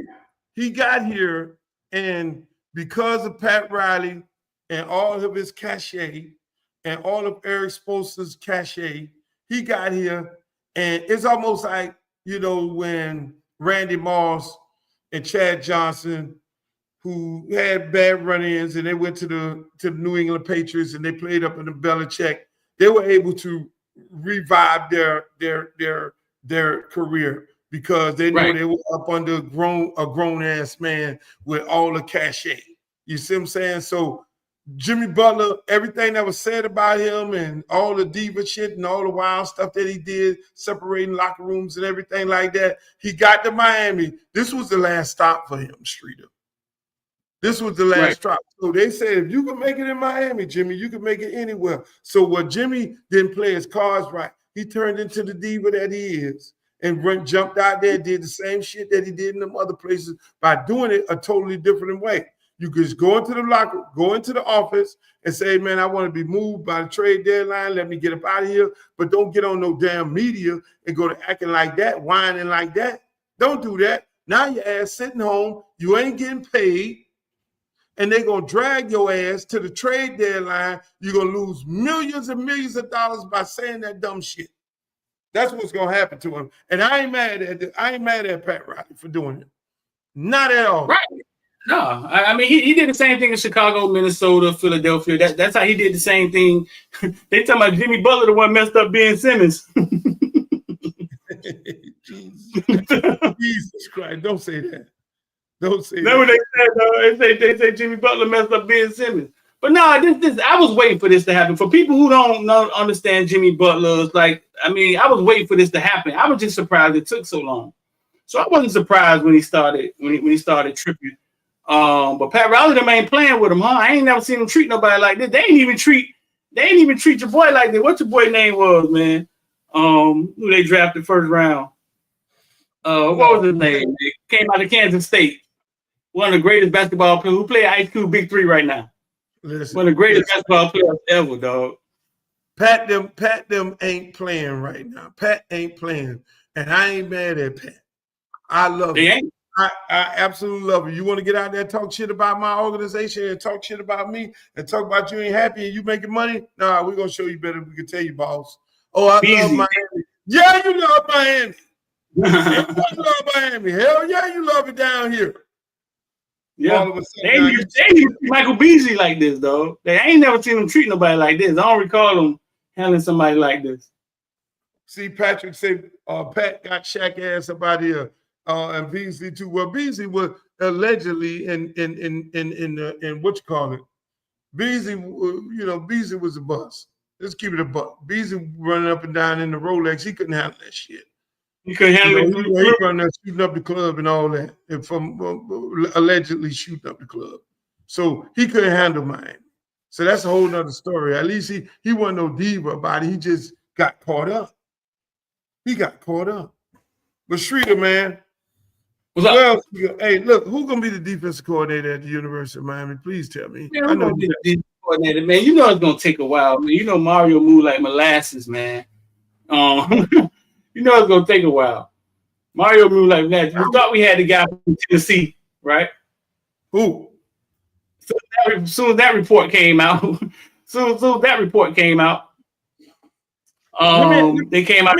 He turned Tennessee Banks. The defensive coordinator at Tennessee, Tim Banks.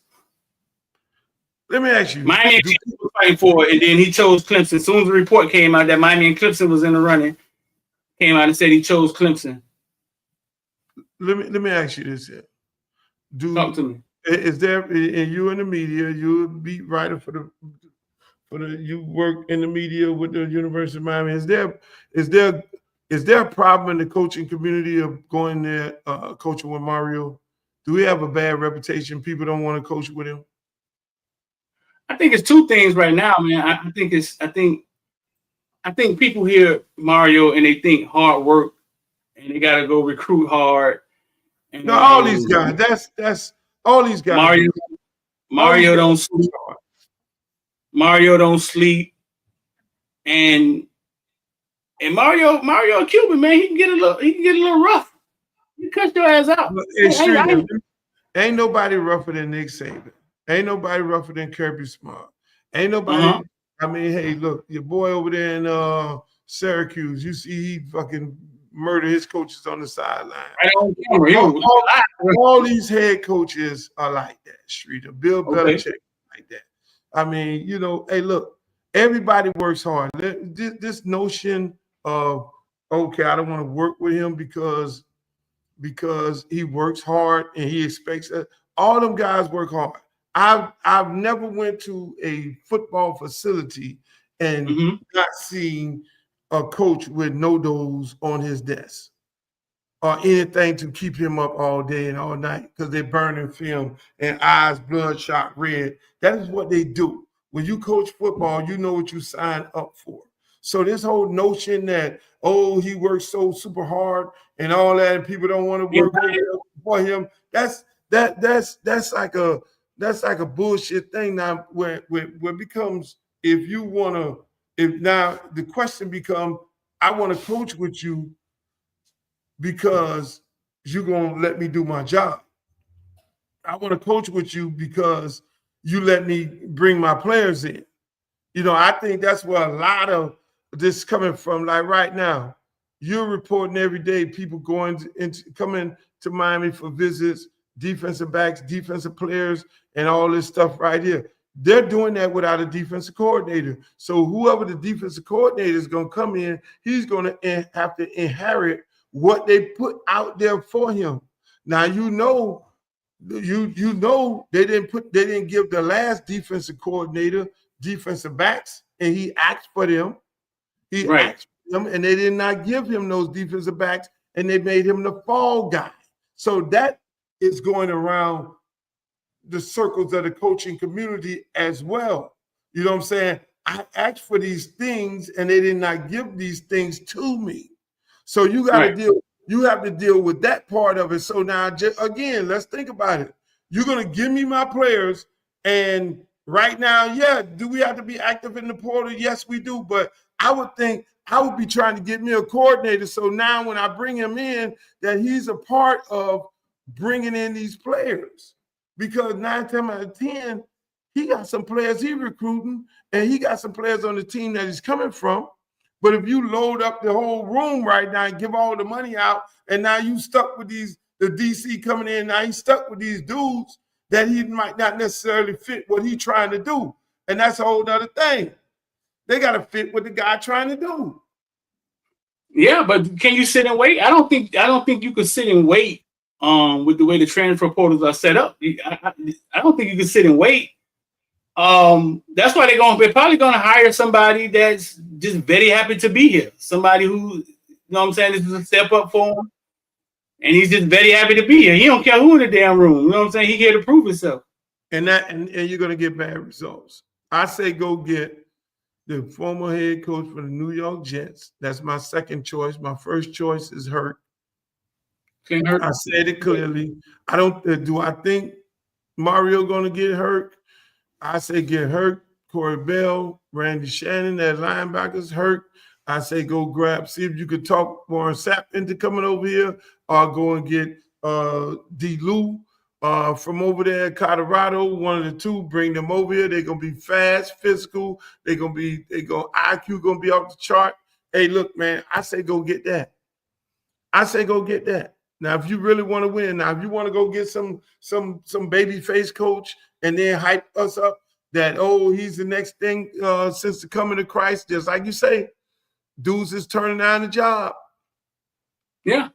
I mean, why not just go get Mel Tucker? I think Mario needs people like Mel Tucker. I think he needs other guys like Saban used to do. He had these other head coaches on the staff. That's what you need. Yeah, college football is becoming very it's the operation now. Like with money involved and dealing with personnel, man, it's not just like, hey, a step up from goddamn high school coaching anymore. And I think you need to put some real minds in the room, people that are smarter than you. You're the boss. You're the one. Listen, and I always said that was the problem with Manny Diaz. You gotta have people in the room smarter than you. You got to have the people in the room who are top of the line people at the position in which they coach, and that's what Nick Saban always did. Remember when North Carolina rushed damn near for 500 yards on us, came down here, played against us, and it just gashed us. You know, the next year, Nick Saban hired that running back coach because he put two guys in the league. Nick Saban hired that man the following year. You know what I'm saying? So that is the type of, I mean, to get Sarkisian, to get Lane Kiffin to be your coordinator and Sarkisian to be your analyst, you got that. That's having people smarter than you are, just as smart as you in the room. Not these G5 coaches. We need to get away. Look, I'm gonna just keep it a buck. Last year and this year, we got G5 staff. So we got G5 there. G5 staff. Everybody G5. Only person, Mirabal, the only one coach Power 5, and the D-line coach who damn near out the pass, but everybody else G5. So when you got G5 coaches, you're gonna get G5 results. It's just that simple. Everybody else is coaching with, they got analysts that was head coaches sitting on the side, just being in the room and just bouncing some things off, being able to make those adjustments, being able to help your program out the way it needs to be helped. And that's the same. He can't make a mistake right now. He cannot make another mistake. He can't make a mistake. It's odd because he went up from wins. He went from 5 wins to 7 wins to 10 wins, and he's improving. But it seems like it was underachieved. That's what it seems like. And with this year, we know they underachieved. I mean, God sent him a quarterback. Check the text message, man. My phone blowing up. God sent him a quarterback, and they fell short of the ACC championship and the playoffs. So he can't make a mistake. I think when he first got here, he surrounded himself with a bunch of coaches. He had some head coaches on that staff and some people that are in the room that probably did it longer than him, smarter than him. I think he needs to go back to that. I really do. He didn't have the talent for that. Those guys are used to looking at something different than what they saw when they came here. And so they couldn't function under those circumstances. It's like taking a Bentley mechanic and now telling him to work on a Volkswagen. He used to looking at, all these bells and whistles, and now he got to dummy it down and work on a used car Volkswagen. That's hard for him. So that's why those guys, when they left Steele and Charlie Strong, they went to the Navy. Bama went and won all the games. They became defense coach because that's what they were used to. So then now we went and said, okay, all right, we're going to get these G5 dudes and bring these G5 dudes in. Okay, that was okay for now. Now you got to go back to that. You got to go get some gangsters. So if you're going to go down, if the ship going to go down burning, you need to go down burning with the right guys in there. You can't be the smartest guy in the room, and you got to let those guys bring their personality in. You got to let them guys, you got to let them dudes go recruit and bring the type of people in that fit their system. Streeter, you got to stop worrying about trying to manipulate these dudes on social media and all that. Just block out the noise, buckle down, and get it done. And that's it. You can't go get these soft coaches. You got to go get some hard-nosed coaches. You can't get these do-boys up in there. Not saying everybody will do, boy, but you can't get these nice guys up in there coaching Miami football, and then you want to stand up at the podium and be like, we're going to book asses and all this. No. If you're going to do that, you got to have them kind of guys coaching in that manner. Yeah, you come across as a tough guy. You got to come across as a tough guy. You got to have a tough team. I talked to a guy of mine from what's up? There's no way in the world you're going to take Chavis, no disrespect to him, over a Corey Bell. Nowhere in the world. They've been doing it. You've been screaming Corey Bell name for years now. They've been taking nowhere in the world you're going to take a Chavis over a Corey Bell. Make that make sense. That's to me, I'm going to keep it a buck. That to me is something where you look at, man. You don't want no real niggas around? So real niggas, man. Ain't no real niggas in the room, man. Hold up. Let me pull up the stand, man. What are you talking about, man? What are you talking about? I'm talking about coaches. And then that was tough. The guy that went to Buffalo, he was tough on them kids. I don't think I ever saw him smile. But that's why he gone. Yeah, you replace him with what? He gone. You're right, he gone. You replace him with a glorified GA? A dude who was a GA and just got on the field, really? From Marshall?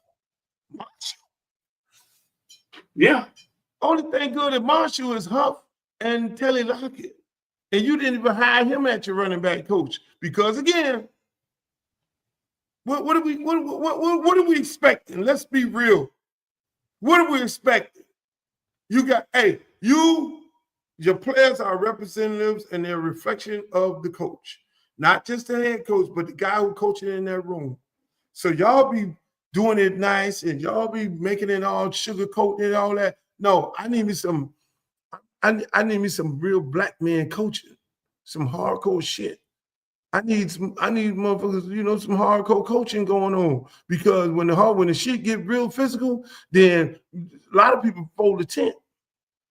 We got out physical by Syracuse because Syracuse coach and the dudes on their staff is on that. Yeah.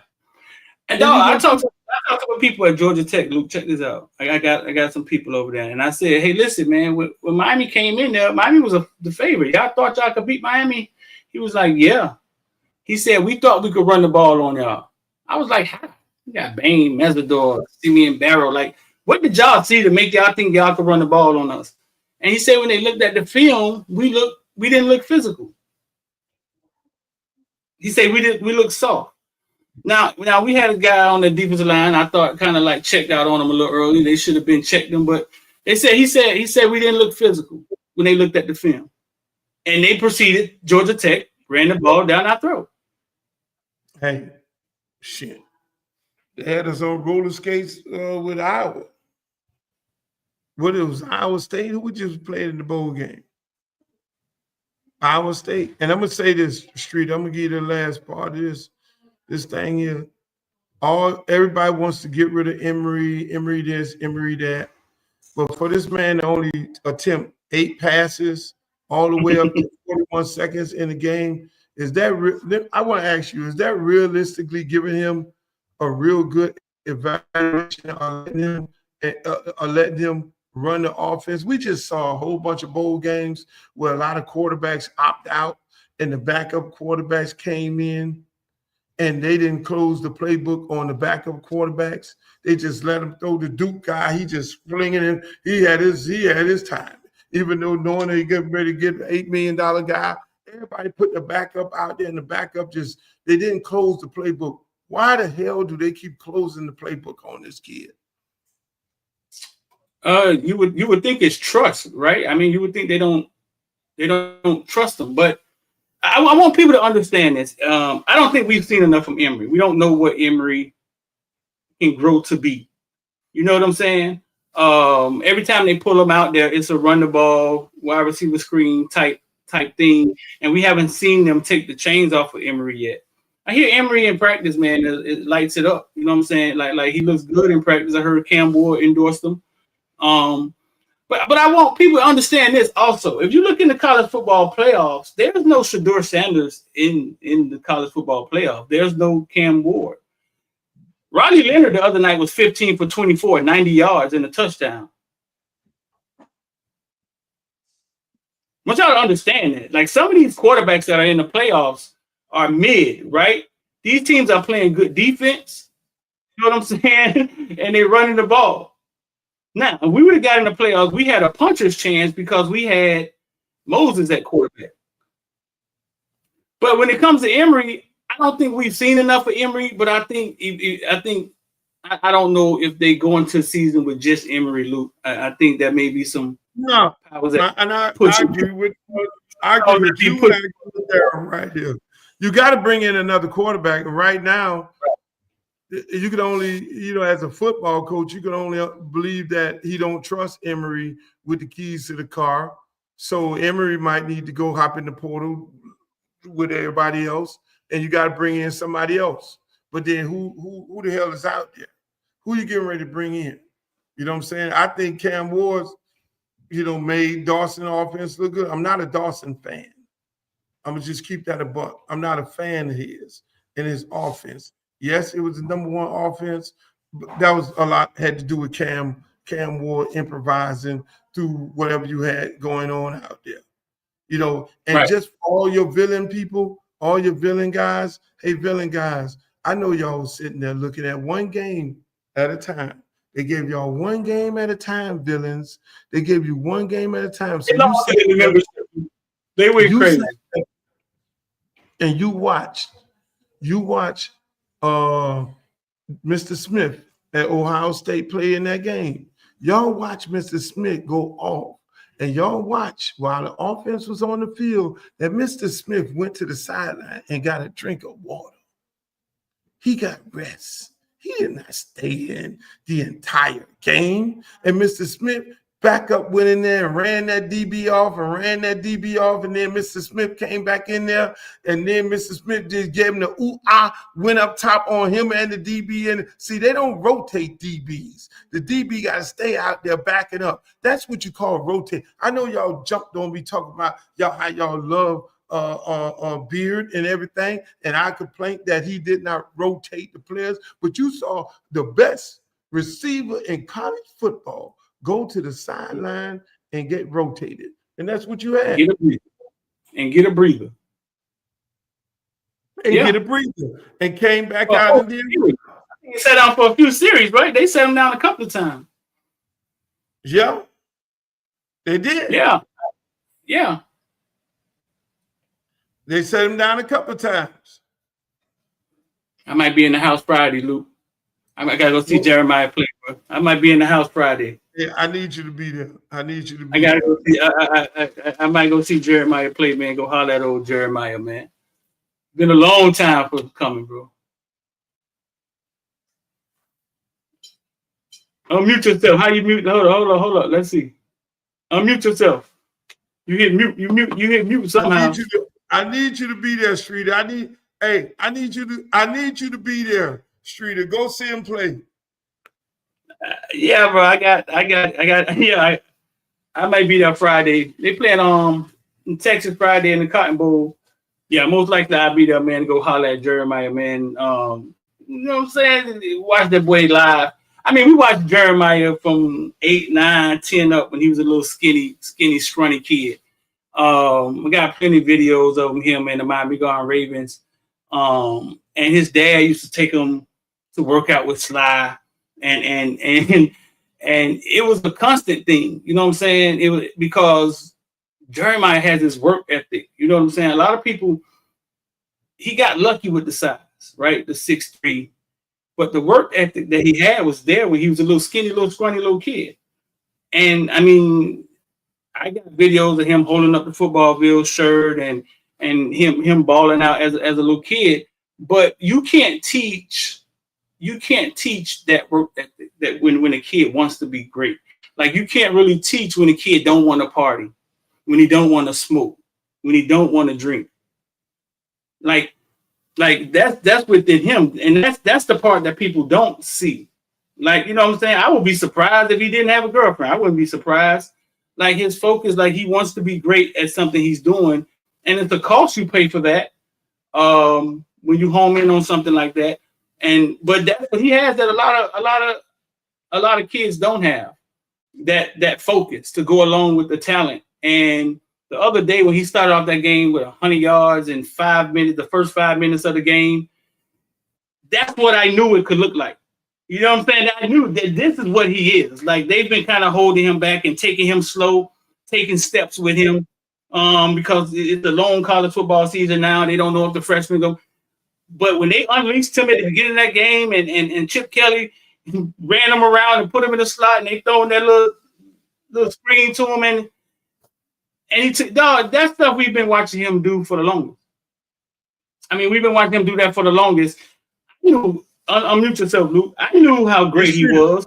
What's up? You think they'd have fed him the ball like that at Miami? Now, be real. Don't sugarcoat this shit. Eventually, this is what I think happened. No. Eventually. Now, hold up. You asked me a goddamn question. This is what I think happened. I think Jeremiah checked in at Ohio State, and I think he went to obliterating their goddamn defensive backs. And the first practice, they was like, "Hey, coach," he had to get lucky, right? This can't be real. Probably called the defensive backs in there like, "Hey, what the fuck going on?" In the second practice, he went out there and obliterated the defensive backs. And then it got to a point where they realized that he the best wide receiver in the room. I remember he came home and we went to lunch. And I said, Jeremiah, who the leader in the room? Is it Umbuka? Like then he looked at me, he was kind of like, yeah. He was like, he you know what I'm saying? He's the one they all look up to. Then I was like, who next? Cornell Tate? Then he was like, yeah. And then he went back to practice, and then that's when all those videos of him bombing the defensive backs in practice came out, right? He came back home the next week because they got money now. They can fly around. He came back home the next week, and I saw him, and I just went up to him, and I said, I'm sorry, dog. Because I realized that he wasn't going to say it, but he's the best wide receiver in that room.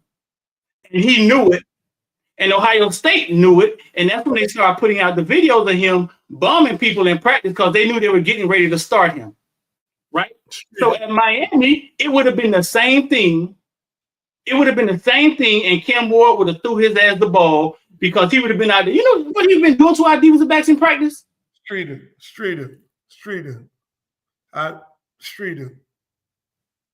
Streeter, calm down. Okay, I'm calm down. Calm down. I'm gonna calm down. So you're gonna tell me this. Didn't they say the same thing about JoJo at practice at Miami? Didn't they say the same thing about Ray at practice at Miami? I think it's levels to it, Luke. They went in there. No, don't sugarcoat this shit, Streeter. No. Mario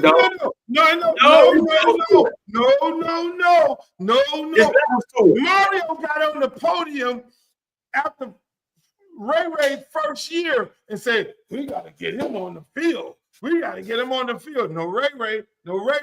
Hey, then JoJo comes in like, oh, acrobatic catches. Where we at? Oh, no JoJo. Where's JoJo? The go-to is, oh, JoJo's hurt.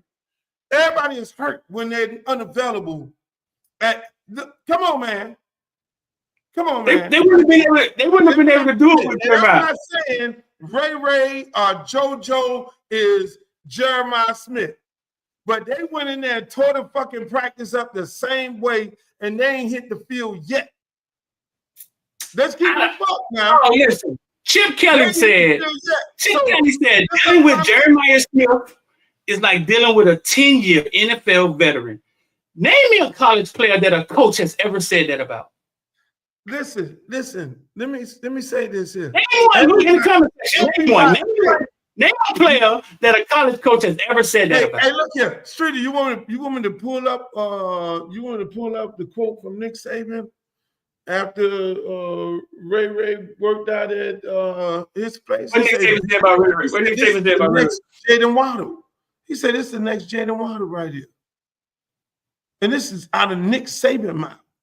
So my thing is this. I'm not. Hey, Jeremiah Smith is a phenom. It's once in a lifetime thing. Look, is any of these? Ain't nobody could compare to him in college football right now. Nobody. Am I saying Ray or JoJo or Jeremiah? They are all different in their own way, but they went with the same attitude and tore up them college camps. They went and tore up them facilities when they checked in, and the coaches came on the podium and raved about them. But in Jeremiah's case, they put him on the field, and then he tore that shit up on the field. They gave him an opportunity. And so when I jump on Beard for not giving these guys, and not just Ray, but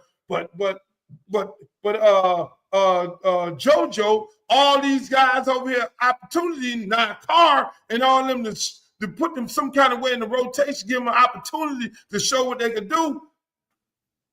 Nothing, nada, zero, zilch, no snap counts. Yeah, it is, but it is amazing. My question goes back to the original thing. Would they have put this kid on the field? Streeter, and you're saying because I would have went down there and started flattening people's tires and shit. They wouldn't have been able to keep dog off the field. They wouldn't have been able to keep dog off the field. Dog, it's an all around. No charge for JoJo. They would have been able to keep dogs off the field. Look, It is weird that when Ray got here, they were talking about him staying after practice, catching the ball. He was doing everything right. And in 2 years, he didn't get on the field. It is kind of confusing, right? It is. JoJo, go to JoJo. Was JoJo not making the acrobatic catches out there? Was JoJo not killing everybody out there in practice? Yeah, JoJo just had the little shoulder. JoJo just had the little shoulder injury off and on. Okay, was he not doing the same thing, going out there, breaking these grown men down for him not to get an opportunity to go on the field, just like the gentleman said earlier? You say, hey, hold on. You say Ray is not Jaden Wallace. You tell that to Nick Saban. All right. Nick Saban. It ain't yours. Nick Saban said that. And greatness on here, greatness. You ain't had an opportunity to see Ray play because he ain't had an opportunity to go on the field. Yeah, how would we know? How you know? Yeah, how would we know? You don't know nothing. Are you at practice? And if you was at practice, then they would tell you got to leave after 15 minutes. So you would never know. You would never know. And that's the weird thing about fans. Fans automatically believe coaches.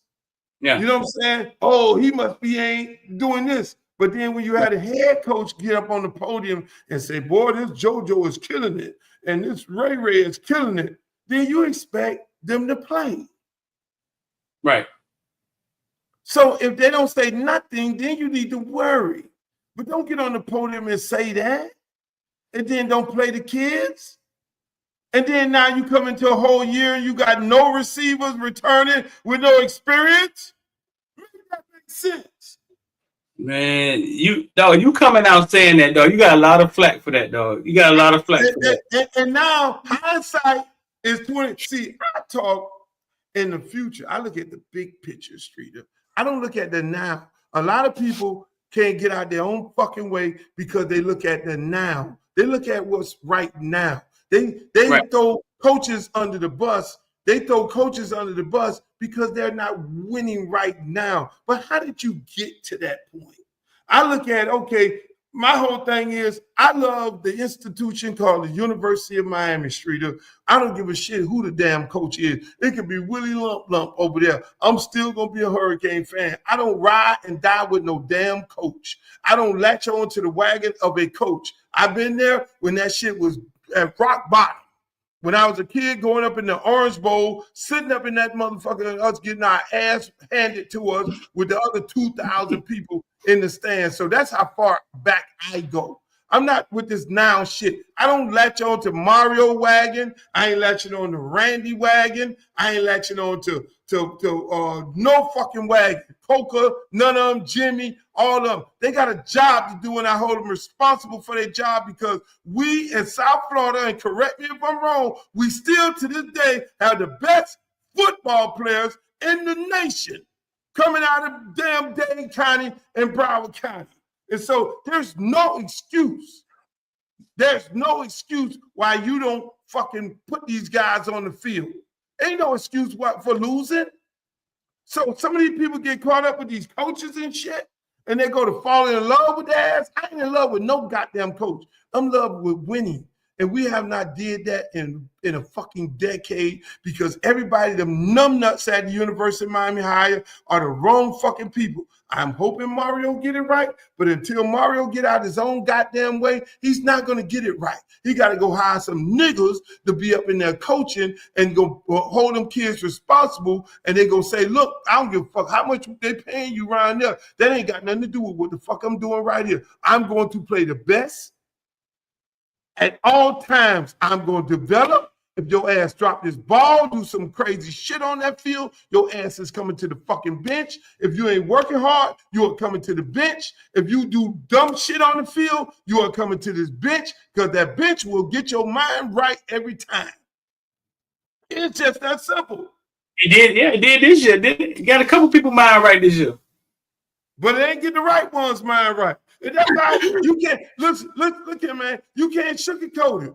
And I have to get my team. I gotta be able to some kind of way give the future opportunity to get out there in some sort of games, bro. Because I know there's tomorrow.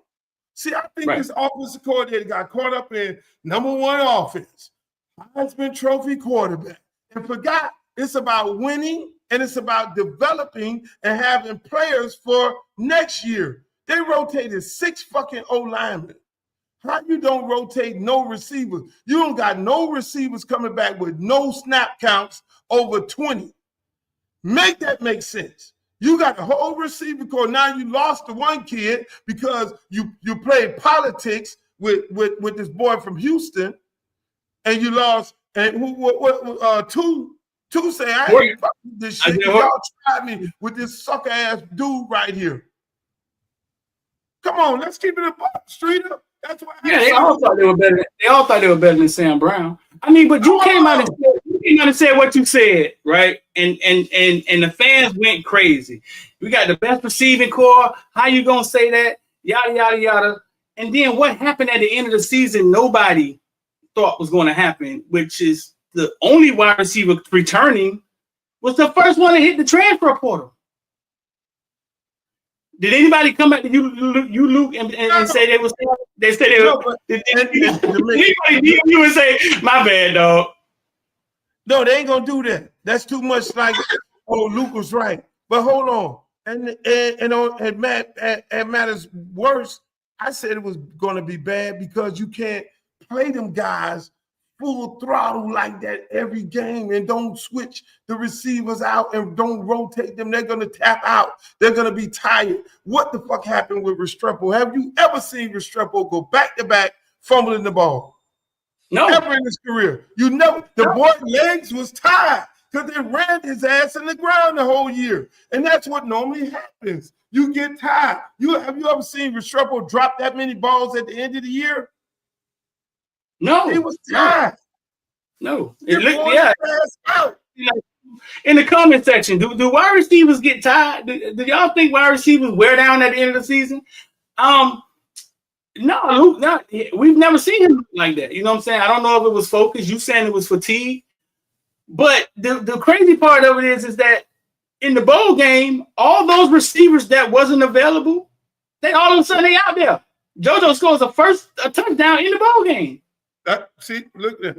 See what Brandon said? X was why.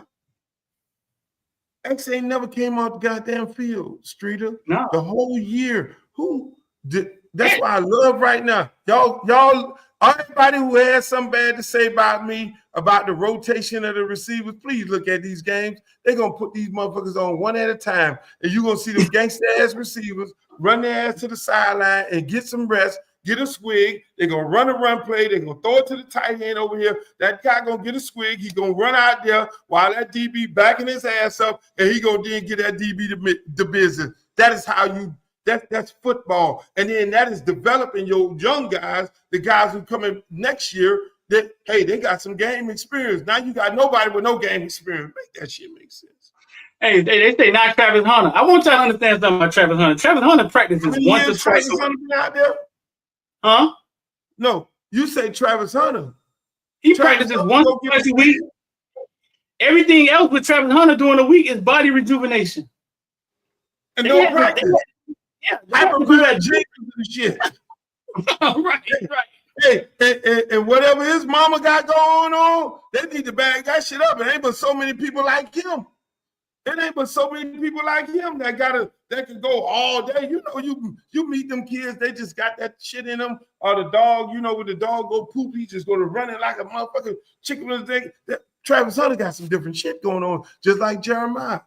Even Jeremiah got to go to the sideline and get a swig. Tyreek Hill get a swig. Jaden Waddle get a swig. All the top receivers go get a swig because, again, you're asking them guys to run 22 miles an hour full speed, and they got to block on run plays. That's being physical. Now they turn to linemen. Then they got to go run down the motherfucking field full throttle to then run their routes and get to where they got to go at 22 and 25 5 miles an hour, and then you gonna run them the whole game like that? Come on, make that make sense. That made no goddamn sense.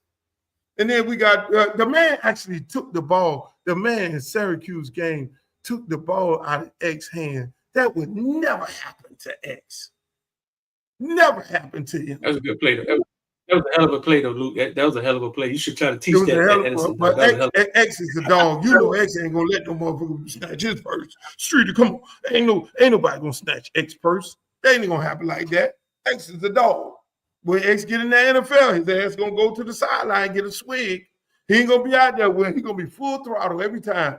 But again, that's just me. I don't know no better. I look at the future. Luke, y'all looking at now. I look at the future. I look at what we're gonna have next year. What we gonna have next year? So what we facing now, Luke? So now, first game we got. First we facing Notre Dame. Ain't no Bethune-Cookman. Ain't no FAMU. Notre Dame playing for a national title, ain't they? So that's what it is. They getting comfortable right now. So what you said was weird to me for fans, because fans, I want you to understand, you're gonna be here.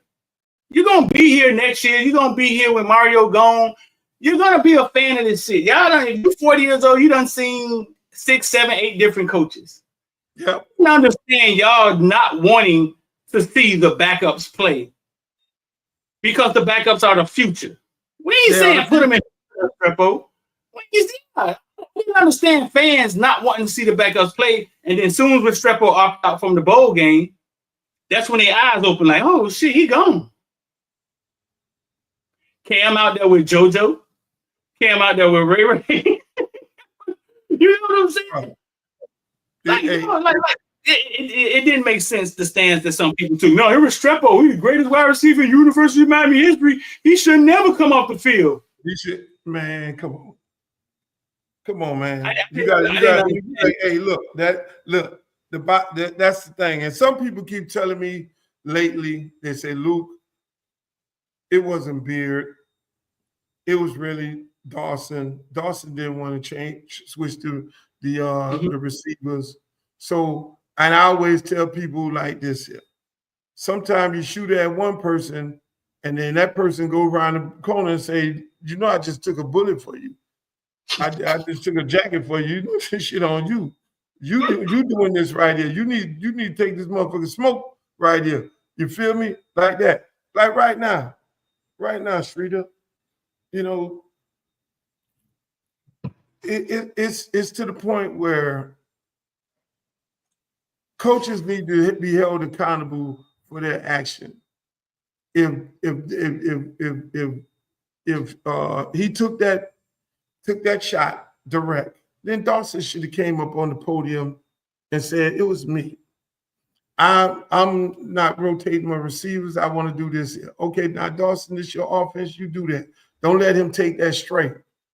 No different than Mario coming while Cam Ward getting all this heat, saying that he a diva. He quit on the team at the halftime, and he did not go out there and play. I think the head coach should have said, hey, look, man, we discussed this, and we wanted to get the young guy in there to play, and that's what we did.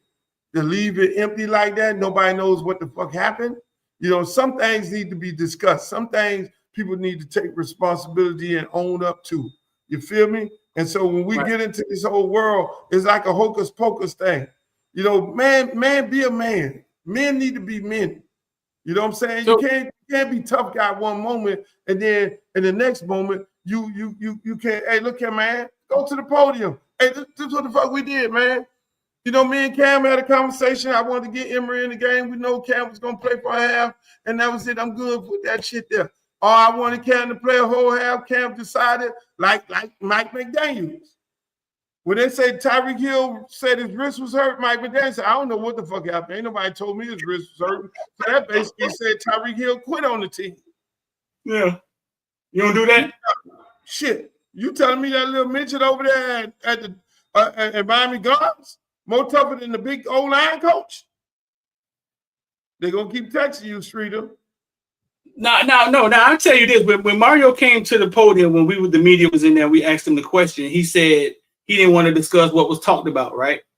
But After that, Luke, Cam Ward started getting heat from the media saying Cam Ward quit on the team. Do you think Mario should have came back and said something? Or should have maybe sent out a tweet and said something? Because it happened. Came back and said something. He should have came back and said something. He should have came back and say, hey, look here, man. This is what happened, guys. He could have easily, hey, look here, man. This is what happened. This is my post shit. After this is what we're going to be doing recruiting-wise and all this and everything. But then as far as this Cam Ward situation, me and him discussed this, and we said that he was only going to play a half. You know, I'm happy that he played the half and all that there, because this day age, kids are opting out and all that shit. And we agreed that we wanted to get Emory some burn to get him ready to get a good eval on him going to the next year. And him going in there with the young receivers and all that. And that's why you see us did what we did in the second half. Just say that. Some things you got to say. Some things you have to say. But then again, they don't pay me $8 million to run that program. You know, they don't run his shit the way he want to run it. With that said, hey Streeter, I had fun, my brother. Did you have fun? And that was the quickest 2 hours I had in a long time, dog. I know. I don't normally be on this motherfucker for 2 hours. You see the cleaning people up there, they cleaning. They like, motherfucker, you got to get up out of here so we can clean the rest of this shit here. But I enjoyed it, man. Hey, everybody, tell everybody where they can find you at, man. Oh man, at Footballville Nation across everything, TikTok, YouTube, everything, Twitter. Go follow us on Caneville 305, and hit the like button if you're watching it, man. Hit the like button, man. We gonna start doing this nasty work. It's called nasty work. Me and Luke gonna do this more often. Get up here and talk some real stuff, tell some real stories, because I think that's what a lot of people don't have. I mean, they don't have some of these authentic stories we could tell. And stir up shit a little bit, man. You know, Luke. That's the only way he know how to do shit. Stir shit up. Hey, that's a beautiful thing. We're gonna give you a different perspective, people. I mean, let's face it, some of the stuff we're gonna talk about, you're gonna agree, you're gonna disagree, but we're gonna give you a totally different perspective from our perspective. You know, we like the fact that you guys, if you see we put a lot of the comments into the show, we like y'all to comment. You know, some of the dumb shit people be saying, we ain't gonna really entertain that, but we're gonna keep it a buck, blood raw, simple as that. You know what I'm saying? And that's what we're gonna do. I love talking to Streeter. We came up with this idea because we on the phone so many times early in the morning. He taking his kid to school, I'm taking mine, and we start talking about football and talking about sports and shit. We're like, man, this is great content. The world need to hear this shit. The world need to hear it. So at the end of the day, man, I love you. We gonna do this on a regular basis. You agree? Yeah. We're gonna do it on a regular basis. Let's go get this thing going. There it is. This is like LeBron James and D Wade coming together. People, y'all gonna get some good shit. All right. Until the next time, I'll holler. Yo.